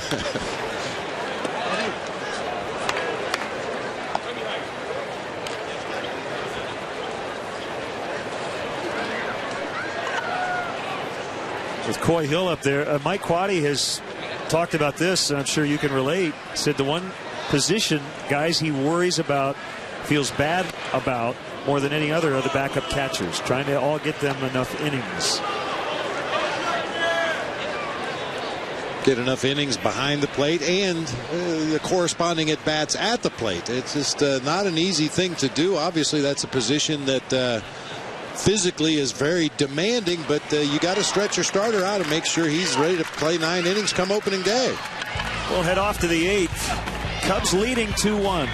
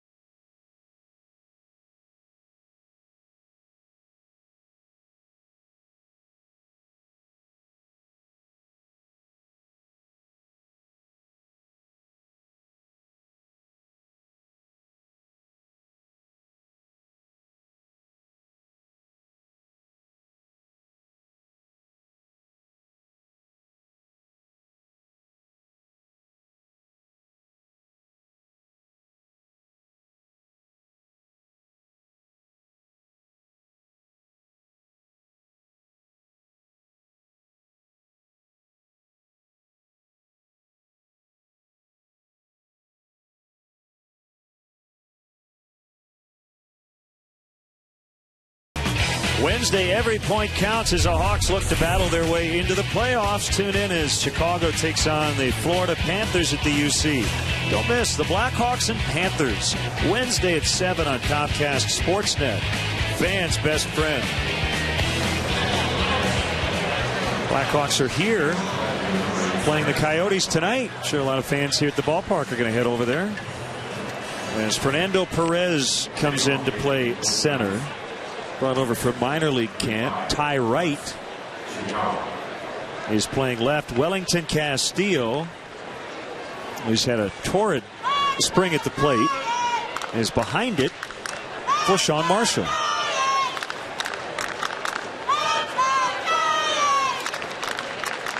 Seventh appearance of the spring for Sean Marshall. His last one didn't go so well, although it wasn't all his fault. The ninth inning against Oakland a few days ago started with a fly ball that Fernando Perez dropped in left field and really opened the floodgates as the A's came back to win that ball game in the bottom half of the ninth.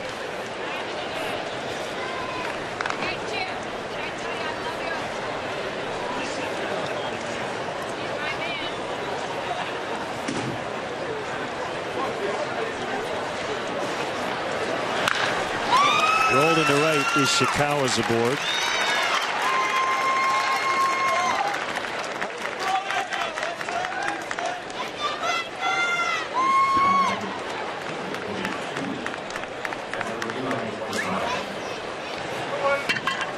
I don't know if you heard where everybody's hitting in the lineup, Len, but this would be one of those situations, even though you don't do it a lot in spring training, it would seem wise to make a double switch since Coy Hill made the last out of the seventh inning. Pitcher spot is scheduled to lead off in the bottom half of the eighth. Probably don't want to use a pinch hitter right away to start the inning. Perhaps Fernando Perez in that 9 spot. Maybe the guy behind the plate, Wellington Castillo. We'll have to wait and see. That's trouble. Ishikawa is going to be held at third. A double for Whiteside, and the Giants threatening here, trailing by 1, but they have 2 in scoring position with nobody out.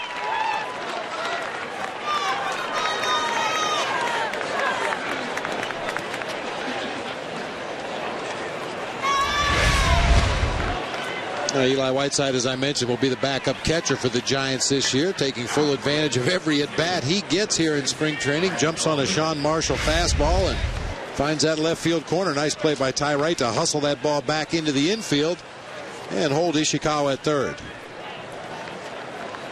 There's slugging Brad Eldred, 30 homers last year at AAA.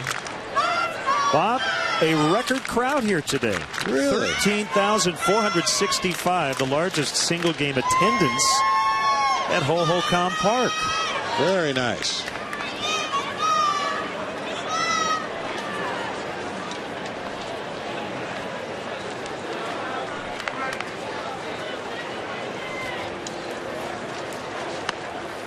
Ball 1. It's really kind of hard to describe to somebody who hasn't been down here to Arizona what it's like for a spring training game. I mean, the gates open, I believe, at 11 o'clock in the morning for a 1:05 game, but you'll see cars and RVs and pickup trucks out in the parking lot at 9 o'clock in the morning. People grilling up some hot dogs or burgers or brats and having a few cold beverages. And, boy, by the time the gates open at 11 o'clock, everybody's in a pretty festive mood when they walk into the ballpark.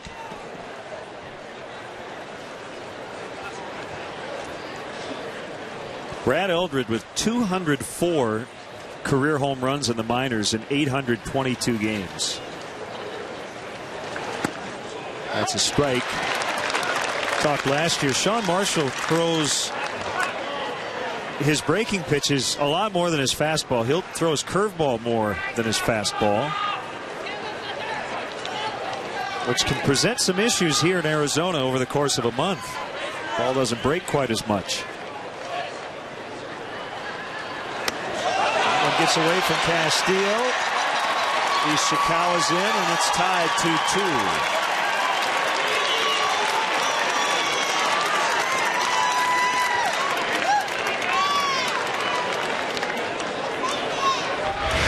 Fastball that just sails way up and away from Eldred. Castillo has a hard time adjusting to that. Hips off the end of his glove all the way to the backstop to tie it up. Now that's a real good indicator of how good a guy's breaking ball is. If you can get good movement on your breaking pitches down here in Arizona, you have to feel pretty good about breaking camp and going either north, east, west, whatever the direction happens to be. Camp will make the catch, and Whiteside will have to hold. Nice running grab by Matt Camp. I'm glad you mentioned that. I think Randy Wells the other day said when we head northwest, and it was pointed out Chicago's northeast of here, and he said, well, whatever. They don't issue compasses in spring training. Right. But the only team that heads south is the Florida Marlins. They train about an hour north of where they play the regular season games.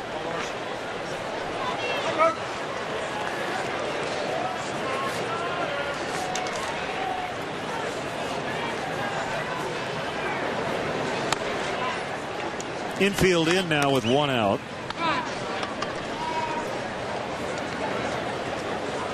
Brock Bond. Good old number 86. Switch hitter.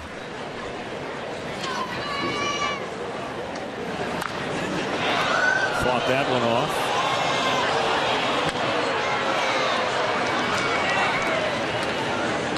By name, Bond. Brock Bond.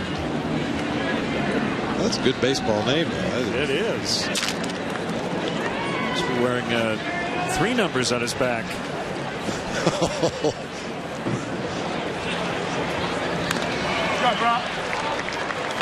1-2.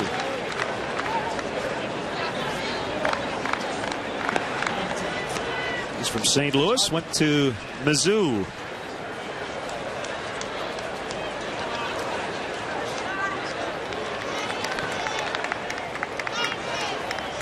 Career .311 hitter over 4 minor league seasons. Go ahead run at third, and the 1-2 pitch is too high.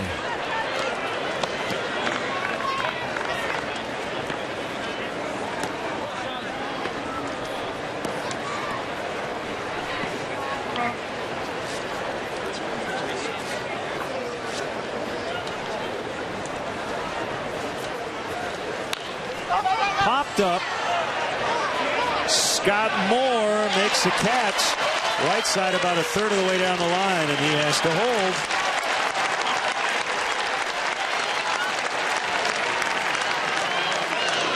A couple of ways you can catch that ball. Kind of the basket over the shoulder grab, or do what Scott Moore did. Just so you catch it. Battling that hazy sky here today. Running back toward the tarp. And able to make the play. And not only that, but you see he wastes very little time. He plants his foot, turns around, fires the ball to home plate. A lot of times you'll see those infielders, the corner infielders, as they run into foul territory, make a nice running catch and forget about that runner at third base, or hold the ball to wait and see what the runner's going to do. That time Scott Moore made the catch, wheel around and fire the ball to home plate. That eliminates any doubt as to what that runner's going to do. He has to stop.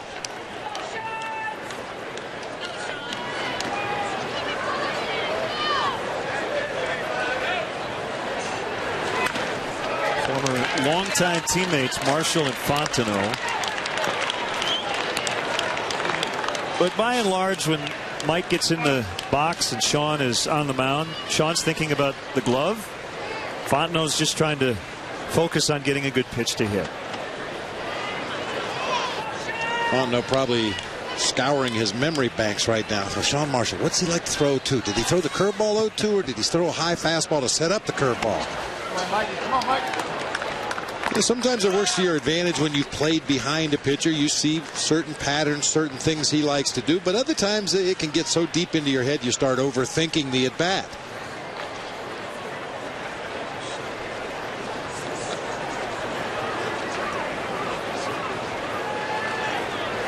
Got him. Pretty good job by Sean Marshall to limit the damage. He did give up the tying run, but that was it.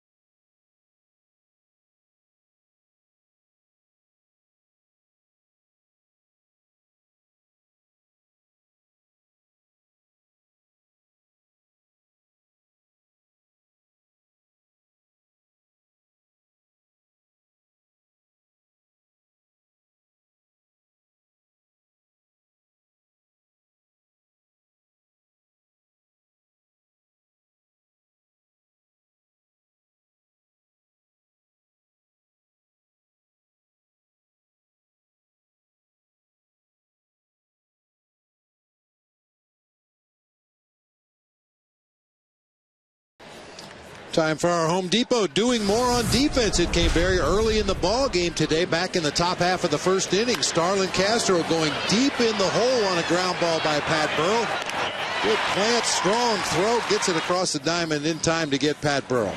That's our Home Depot doing more on defense play. Remind you of when we go to Houston.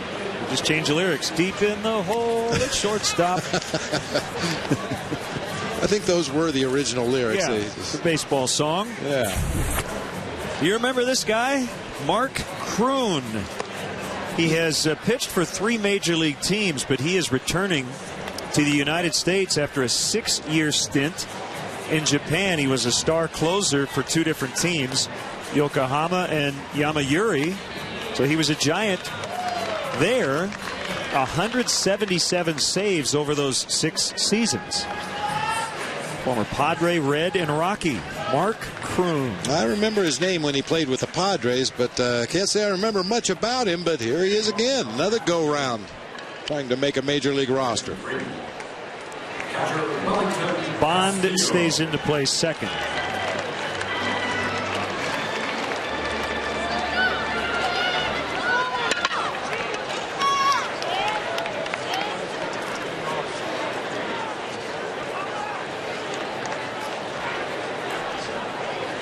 Two-two tie, and ball 1 on Wellington Castillo.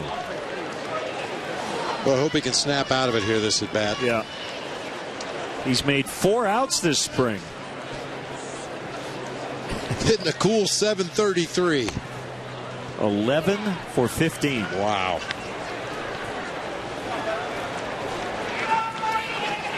But Coy Hill has had a real tough spring. At the plate, Coy is 1 for 27 after an 0 for 3 today. Ishikawa with a catch. But here's the question in terms of the backup catcher. He's not going to play a whole lot. So do you take a guy who's going to be 23 in a month and have him sit 4, 5, 6 days a week? My guess would be no. Wellington Castillo is going to be here at some point and hopefully has a long, productive major league career. But those are the very difficult decisions. And, you know, veteran backup catcher like Coy Hill, I mean, he came into camp knowing that that's what his role he hoped would be. He was not going to be the starter, going to be the backup. I'm sure those discussions will get pretty heated here coming up. I know you probably had young guys who had big springs in Arizona, but do you sit a 22-year-old top prospect on the bench? And is that doing him any good? Right. I mean, in some cases, you might feel like it's beneficial not only to the big league club, but to the player himself to be around the major leagues, even if he's only playing 1 day a week, for the things that he can learn and the experience that he can gain. In this case, handling a pitching staff, talking to Mark Riggins, talking to Lester Strode down in the bullpen and trying to pick up some of the finer points of being a catcher at the major league level. Or is he better served going to AAA, getting regular at bats, playing 5 or 6 days a week, and staying ready in case something happens at the major league level when you can reach down there and bring him up, and ideally he's in great game shape and ready to go. One quick correction, 23. He'll be 24 on April 24th. Max Ramirez also here in camp. He's hitting .294. Called strike 3 to get Camp.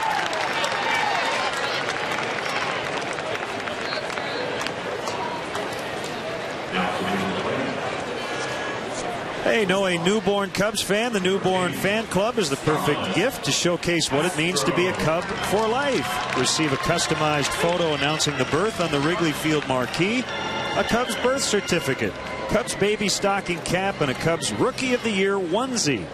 Perfect for parents and friends alike. Well, the onesie probably should be worn by the kid, but visit Cubs.com for more info and to sign up today.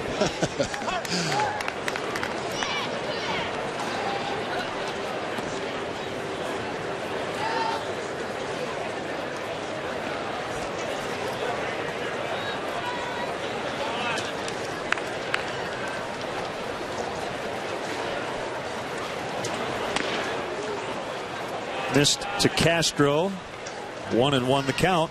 As we continue to talk about the approaching end of the spring training season, it's going to be the first go-round for Mike Quade as far as making cuts, which is, if you ask any manager, that is one of the least enjoyable things you do as a major league manager, when you have to call a player into your office that's had a great spring training, or perhaps a veteran player who was trying to make the ball club, and you realize that your roster is shaking down in such a way that he's not going to make your ball club, and to have to call either a young man or a veteran player into your office and explain, in the case of a youngster, that we can't keep you, we'd rather have you go down and get at bats in the minor leagues, or in the case of a veteran, we don't think you can play at this level anymore. Those are not good meetings, and I don't think any manager at this level looks forward to that last week of spring training for that reason alone.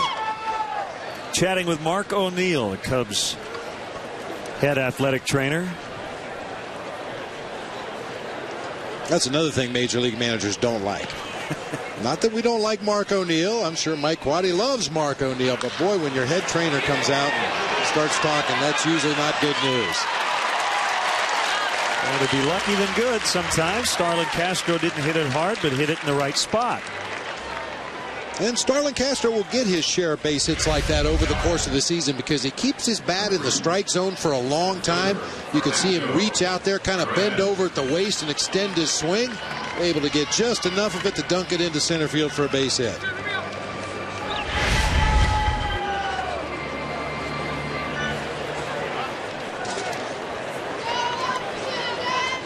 Now Fernando Perez acquired in the Matt Garza deal.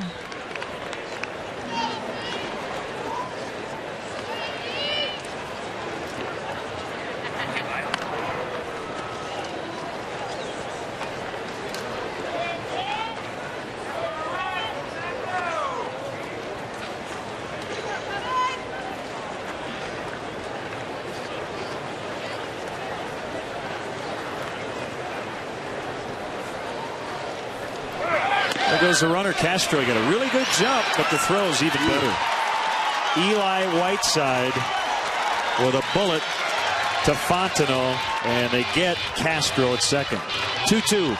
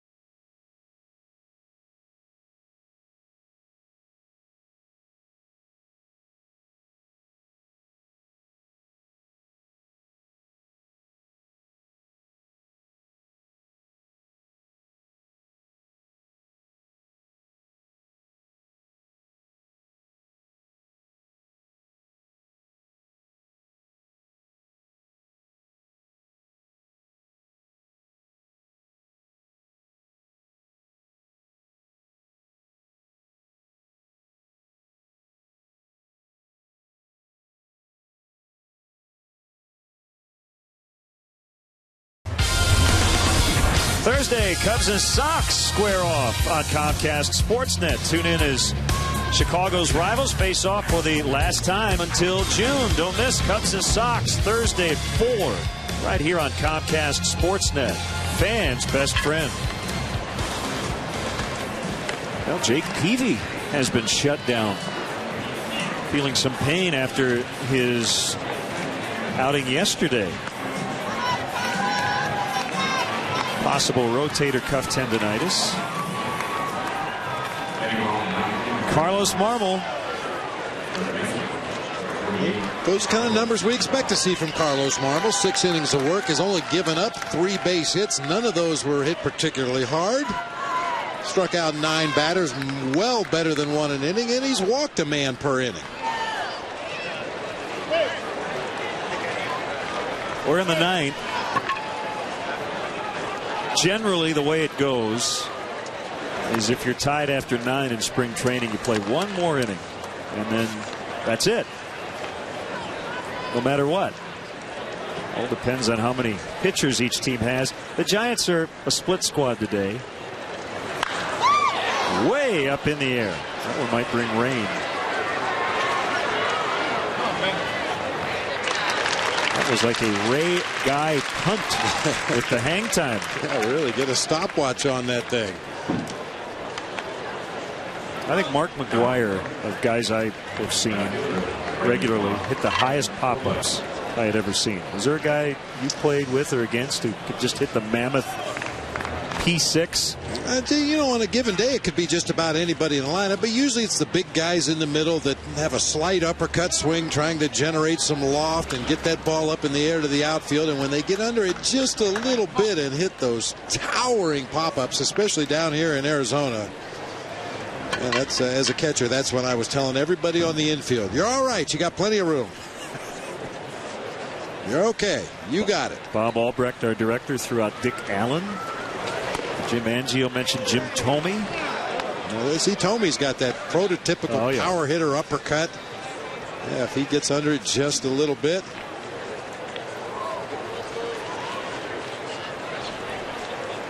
I'll tell you where I've seen the highest pop-ups. Denver, Colorado. Oh, yeah.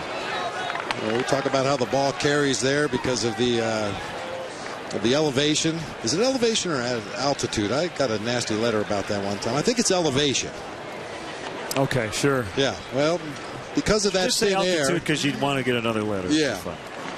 Boy, the pop-ups, I mean, home runs carry a long way, base hits carry a long way, and pop-ups go much higher in the air than I've ever seen at any other ballpark in the major leagues.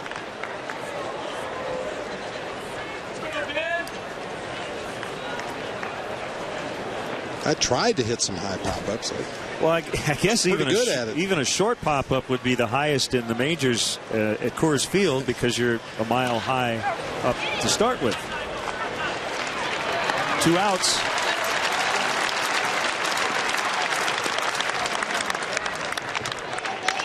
Brings up Scherholtz for the 4th time.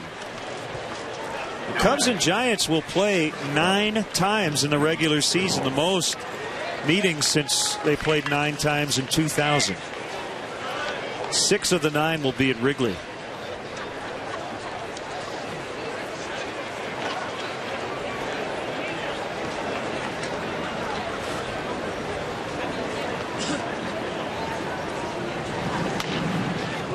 And that quirk in the schedule is the result of the Cubs being in a 6-team division. And essentially 3 of those games against the Giants take the place of interleague games. As Marmol works a 1-2-3. Top of the 9th. Chance to win it in the bottom half. 2-2.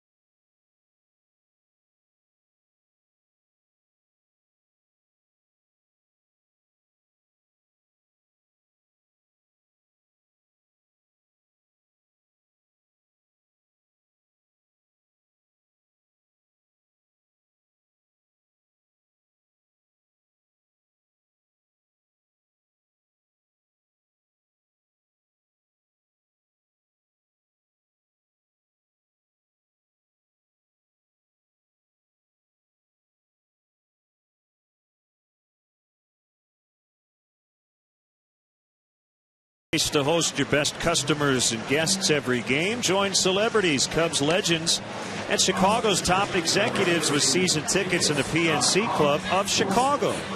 Your membership includes high-end catering, a top-shelf bar, and VIP parking. Climate-controlled seating guarantees your comfort any time of year. For info, contact the Premier Sales team at 773-404-4200. Or go to Cubs.com/suites. This is right-hander Ronnie Ray. 2-2 game in the bottom of the ninth.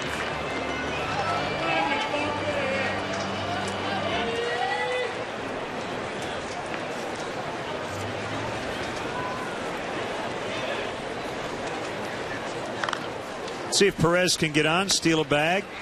Somebody knock him in.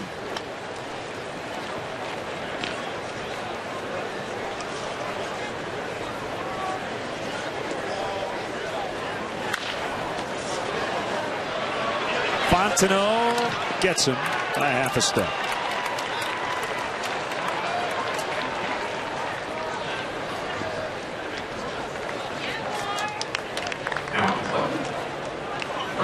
Here's Ty Wright.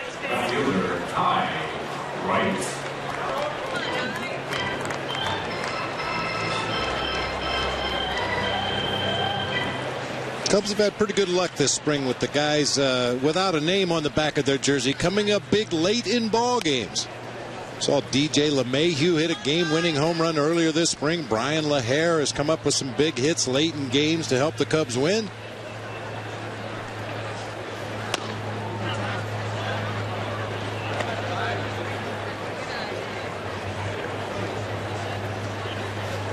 Ty Wright from Tyler, Texas. 7th round pick of the Cubs in 07.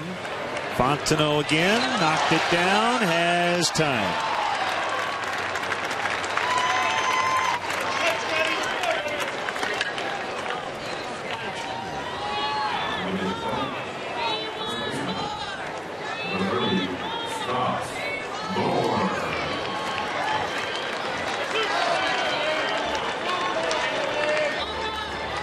Well, by my unofficial count, I think that's about 11, maybe 12 plays that Fondo's been involved in today at his shortstop position. He's been really busy. In the dirt, ball one.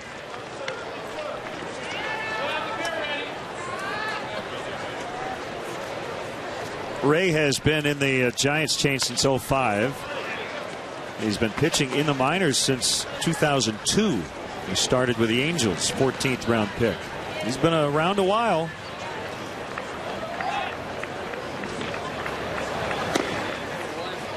Three and 0.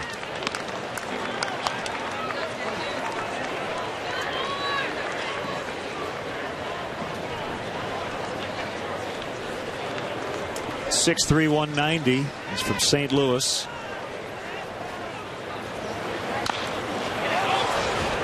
Got the green light. Why not? It's spring training. Tie ball game, bottom of the ninth with 2 outs. Might be the best chance you get to come out of your shoes and try to hit a home run.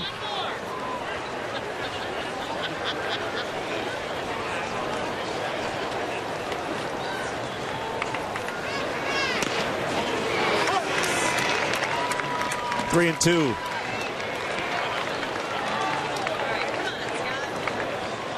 You don't really come out of your shoes. That's just an expression. Although there probably have been guys in the history of this game that swung at a pitch so hard that their shoe came off. And Scotty Moore takes ball 4. Sets it up for Bobby Scales, who gave the Cubs a 2-1 lead in the 4th. Story today, if you recently joined us, Randy Wells. 6 innings, 2 hits, 1 run. He retired the final 18 batters he faced.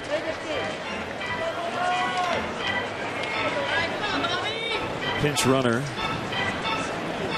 is Jae-Hoon Ha for Scott Moore. Boy, and you know the Giants are going to pay some attention to Ha over there at first base, representing the potential winning run in this game. They want to try to shorten up his lead and make sure he can't get a jump and steal his way into scoring position with 2 outs. He was leaning. They got him. And we'll go to extras. So Ha coming in to pinch run for Scott Moore quickly gets picked off. And we'll head to the 10th. It's 2-2.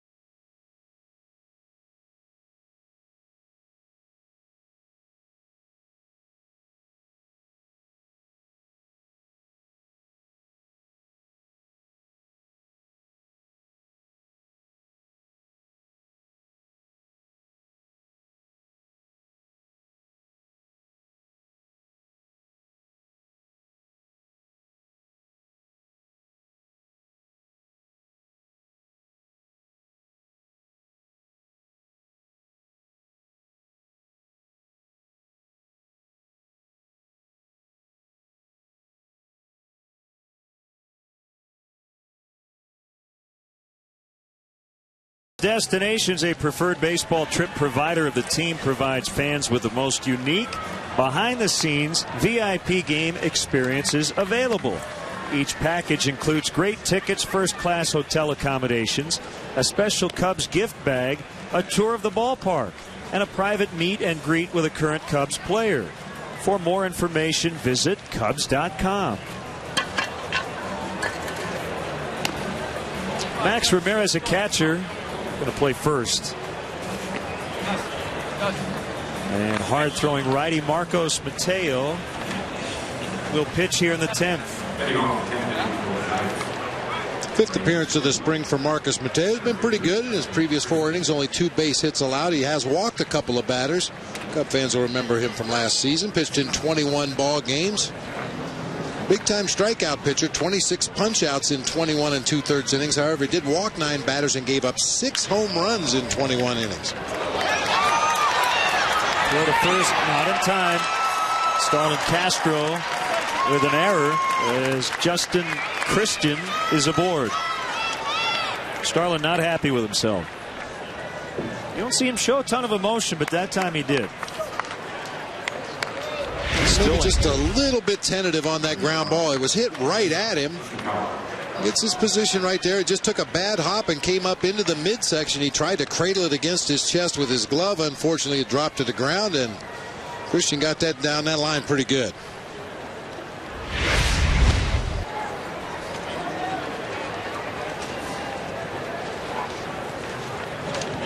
Ishikawa has gone the distance. We talked about it the other day, working with Nick Gillespie on Cubs.com radio. You mentioned Sean Marshall's outing when he struggled. Fernando Perez with an error to start the 9th inning, and errors are never good, but when it's that first guy of an inning, really throws a pitcher's rhythm off when you know you should have 1 out. But it's also up to the pitcher to forget about it, try to pick up his teammate. Absolutely. I mean, that's where the team aspect of the game of baseball comes in. You know, pitchers make mistakes. Occasionally they'll hang a breaking ball over the middle of the plate. It'll get whacked up in the seats. But, you know, on those occasions when your defenders make errors behind you, it's up to you to try to make a good pitch and pick them up. Try to get another ground ball to Star Castro right here and see if you can't turn a double play. Because you know there'll be many opportunities this summer, or many instances this summer, where Starlin Castro does somersaults and stands on his head to make plays behind pitchers and bail them out of some jams. So turnabout is fair play. Pick up your teammate.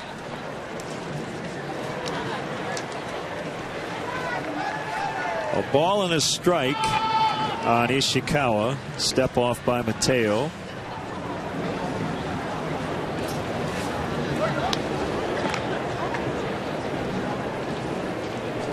Well, I know why we waited and got into the 10th. The sun has come out. Finally. It's supposed to be the Valley of the Sun. First time we've seen it today.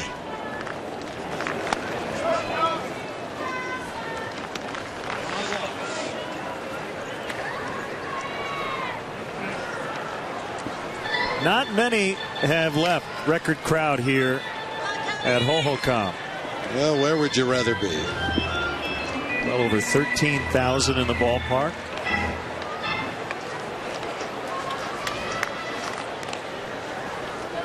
$13,465.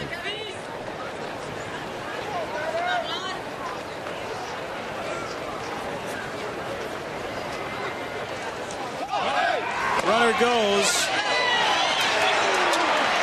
Safe. It was close. Usually when the tag is applied high, meaning upper torso, that umpire is going to call the runner safe. Now, if this throw is down near the bag, you may get a chance of a caught stealing here, but because the throw was a little bit high, that gave Christian just enough room to get underneath, even though it did appear that Starlin Castro got that quick tag down on the upper body before the foot reached the bag.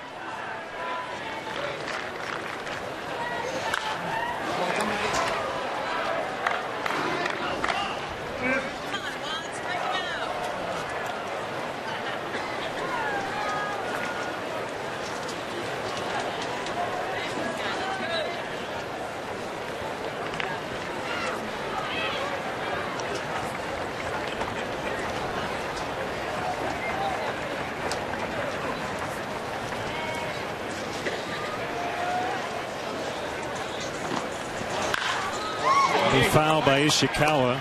And it's Justin Christian at second base. And a 2-2 tie.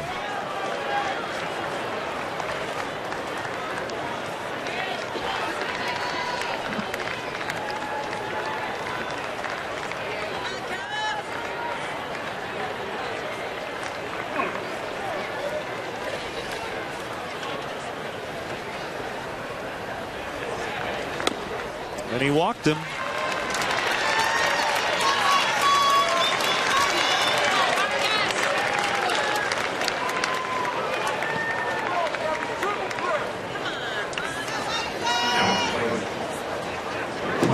I don't like that pitch, Len. 3-2 slider to a left-handed hitter. In that situation, Ishikawa was looking to pull the ball to right field or the right side of the infield, even with 2 strikes.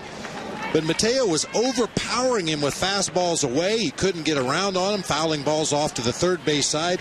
When you throw an off-speed pitch in that situation, you're almost helping the hitter pull the ball to the right side of the field. Whiteside couldn't get it on the bunt attempt.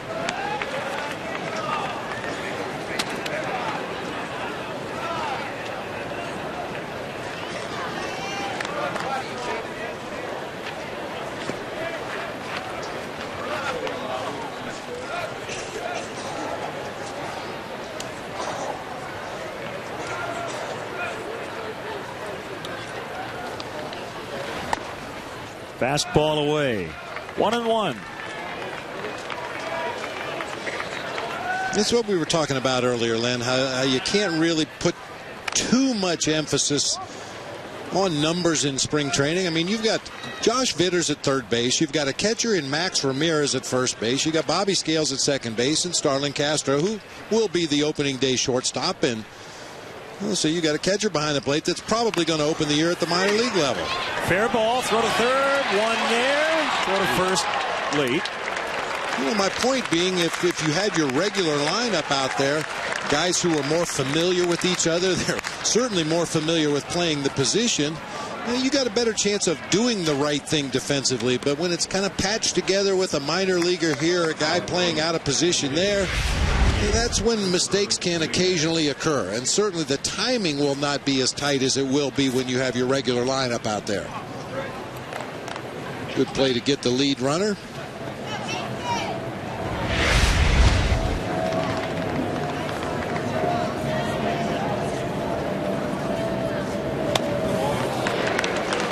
Swing and a miss by Christopher Dominguez.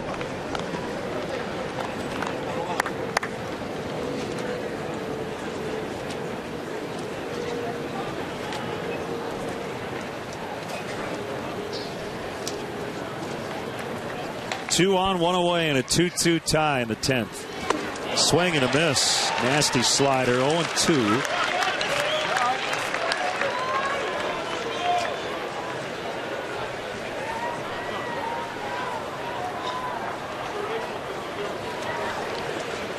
Now each team already has a point, right? And the third point's on the line. You're about an hour and a half too soon, partner. Okay. I know you're going to check out the Blackhawks tonight. Cubs have not played a tie to this point. This is the third time they've gone to 10, and the two previous times they won.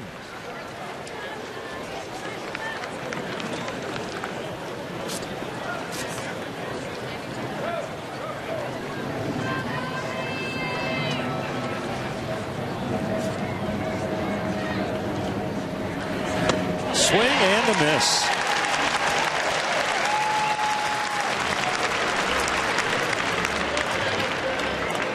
So 2 away. Hard throwing Marcus Mateo, showing a nice slider there. Starts it right on the outside corner, about the middle of the thighs. A lot of downward movement on that breaking pitch, and gets a swinging strike. Brock Bond. Giants have not hit a ball out of the infield in this inning, but they had 2 on with no outs. Now there are 2 away.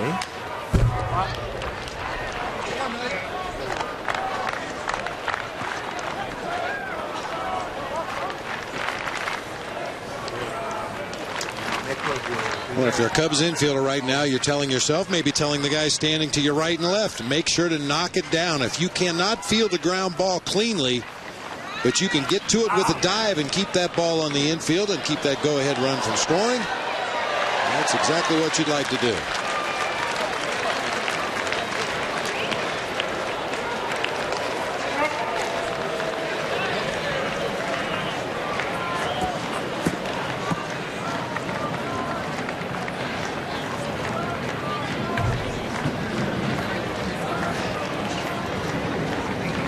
Mateo trying to put him away, and he does. So Mateo battles his way through the inning, works around an error, a stolen base, and a walk. Bottom 10, 2 apiece.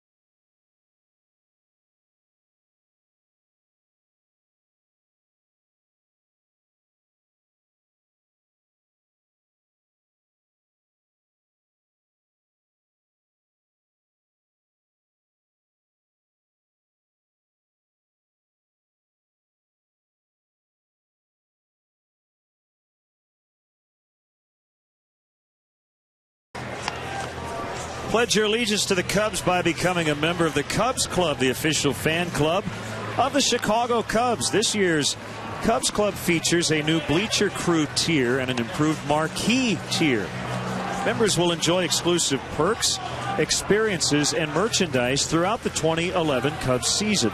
There's never been a better time to join, rejoin, or give a fellow Cub fan the gift of a Cubs Club membership.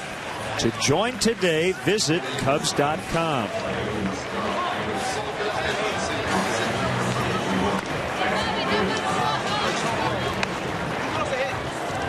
New third baseman is, I would assume, Dominguez still in there. We know that's Jackson Williams behind the plate, and Josh Banks is now the pitcher. Josh Banks was previous Major League time with the Toronto Blue Jays back in 07. A couple of stints with the San Diego Padres in 08-09. Last year, one game for the Houston Astros.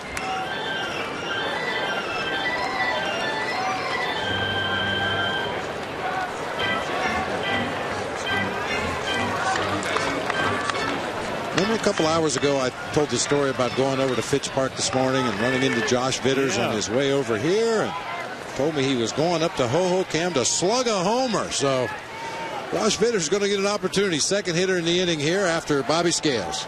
Unless Bobby does it. Takes a strike.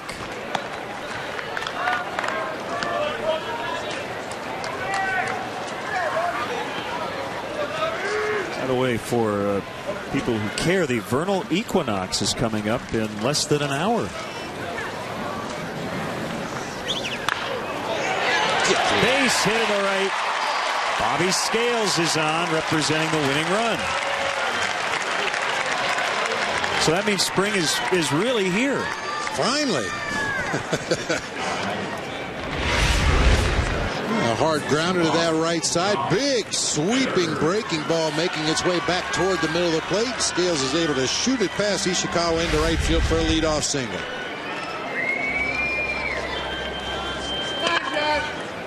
That's the Giants card. Long ball. Come on. Bunt it out of here. Squares to bunt and a long one. I don't think Josh Vitters has been asked to put down too many sacrifice bunts in his high school or professional career. He has been a middle of the lineup hitter everywhere he's played in the Cubs system, but being asked to try to put down a sac bunt at least on the first pitch.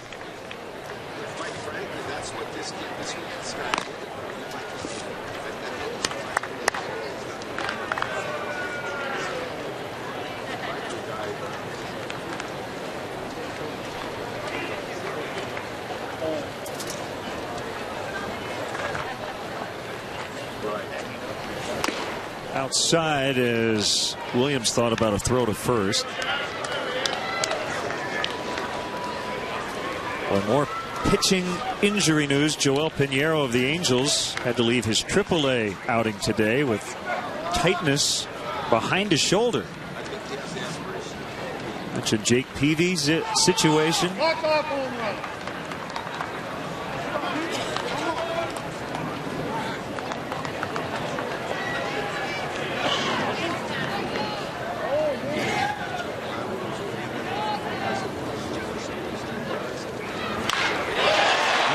The yard, well hit and caught. Nicely done by Copeland,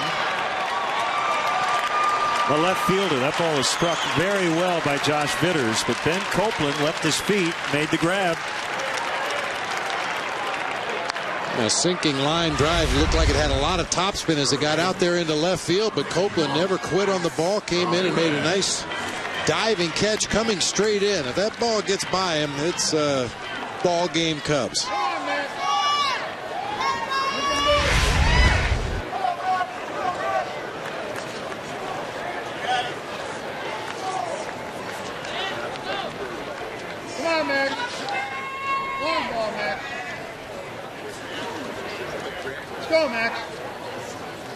Max Ramirez, the batter, low for a ball.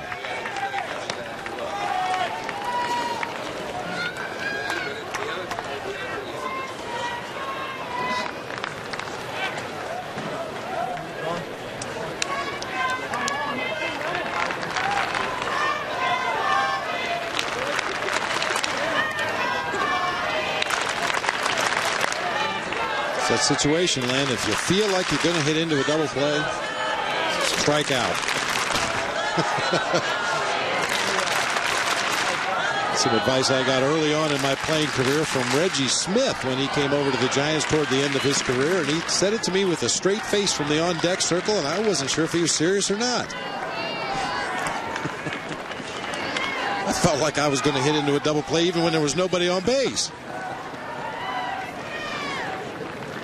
So you did what you were told to do. That's right. You struck out. I'm coachable. Bouncer foul. This one might affect the Cubs. Their opening day opponent, the Pirates, might be without left-handed reliever Joe Beimel. He has some discomfort in his elbow.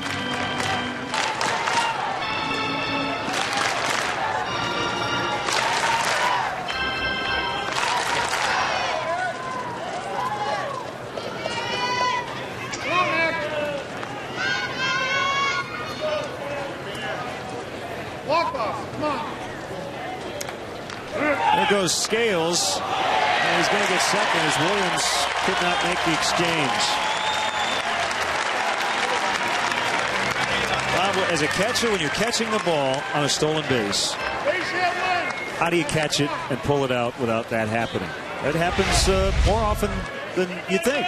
I think one of the big keys, and we'll get a look at the replay here in a moment, as you see Bobby Scales stealing second base. You take your bare hand into your glove. You don't drag the glove back to your bare hand. It's kind of the idea of, like you hear in Little League, two hands. You go after the ball with two hands so you can make that exchange a lot quicker. You're not sweeping the ball across your body, dragging that catcher's mitt back to your throwing hand. Take your throwing hand to the ball, and more often than not, you'll make a good exchange. In that case, Bobby Scales had such a big jump. I think Williams was just really trying to rush his release to second base, and the ball came loose.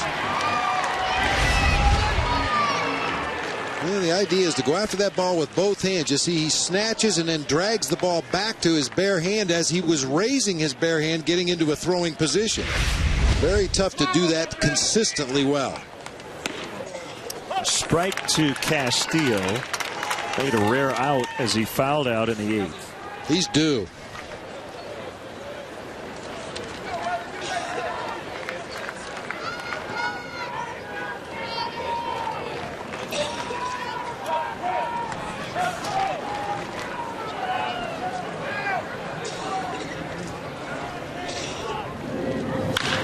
And a base hit. Scales is going to try to win it here, and he will.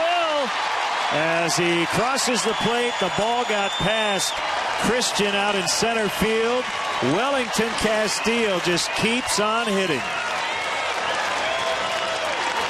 12 for 17 on the spring. Cubs win 3-2. Not really sure the Giants center fielder would have had a play on Scales either way, but it doesn't matter. Never gets old. High-fiving your teammates after a big win. So the Cubs win a pitcher's duel today 3-2, and here's how they did it. Fastball inside part of the plate. Castillo doesn't pull it. He pulls his hands in close to his body. He used that cliche. Stayed inside the ball and drove it toward that gap in right center for the game winner. Our GMC player of the game. He did not get the win, but he pitched like a winner today. Randy Wells. Boy, best rhythm we've seen Randy in this spring, and he's been really good before today, but by far his best outing of the spring. That is a very motivated young man out there on the mound today. So he keeps getting better and better as we near opening day at Wrigley Field. Pretty good chance Randy Wells will pitch fourth in the Cubs rotation. So that will do it for our game coverage. We hope you enjoyed it. For Bob and our entire crew, led by Bob Albrecht, Jim Angio, and Tamara Anderson, Len Casper saying so long. Our next Cubs telecast Thursday, 4 o'clock. The Cubs host the Sox right here at Ho-Ho-Com Park. In-game scoring provided by ScorePad. Enjoy the rest of your weekend. Cubs win in 10, 3-2 the final.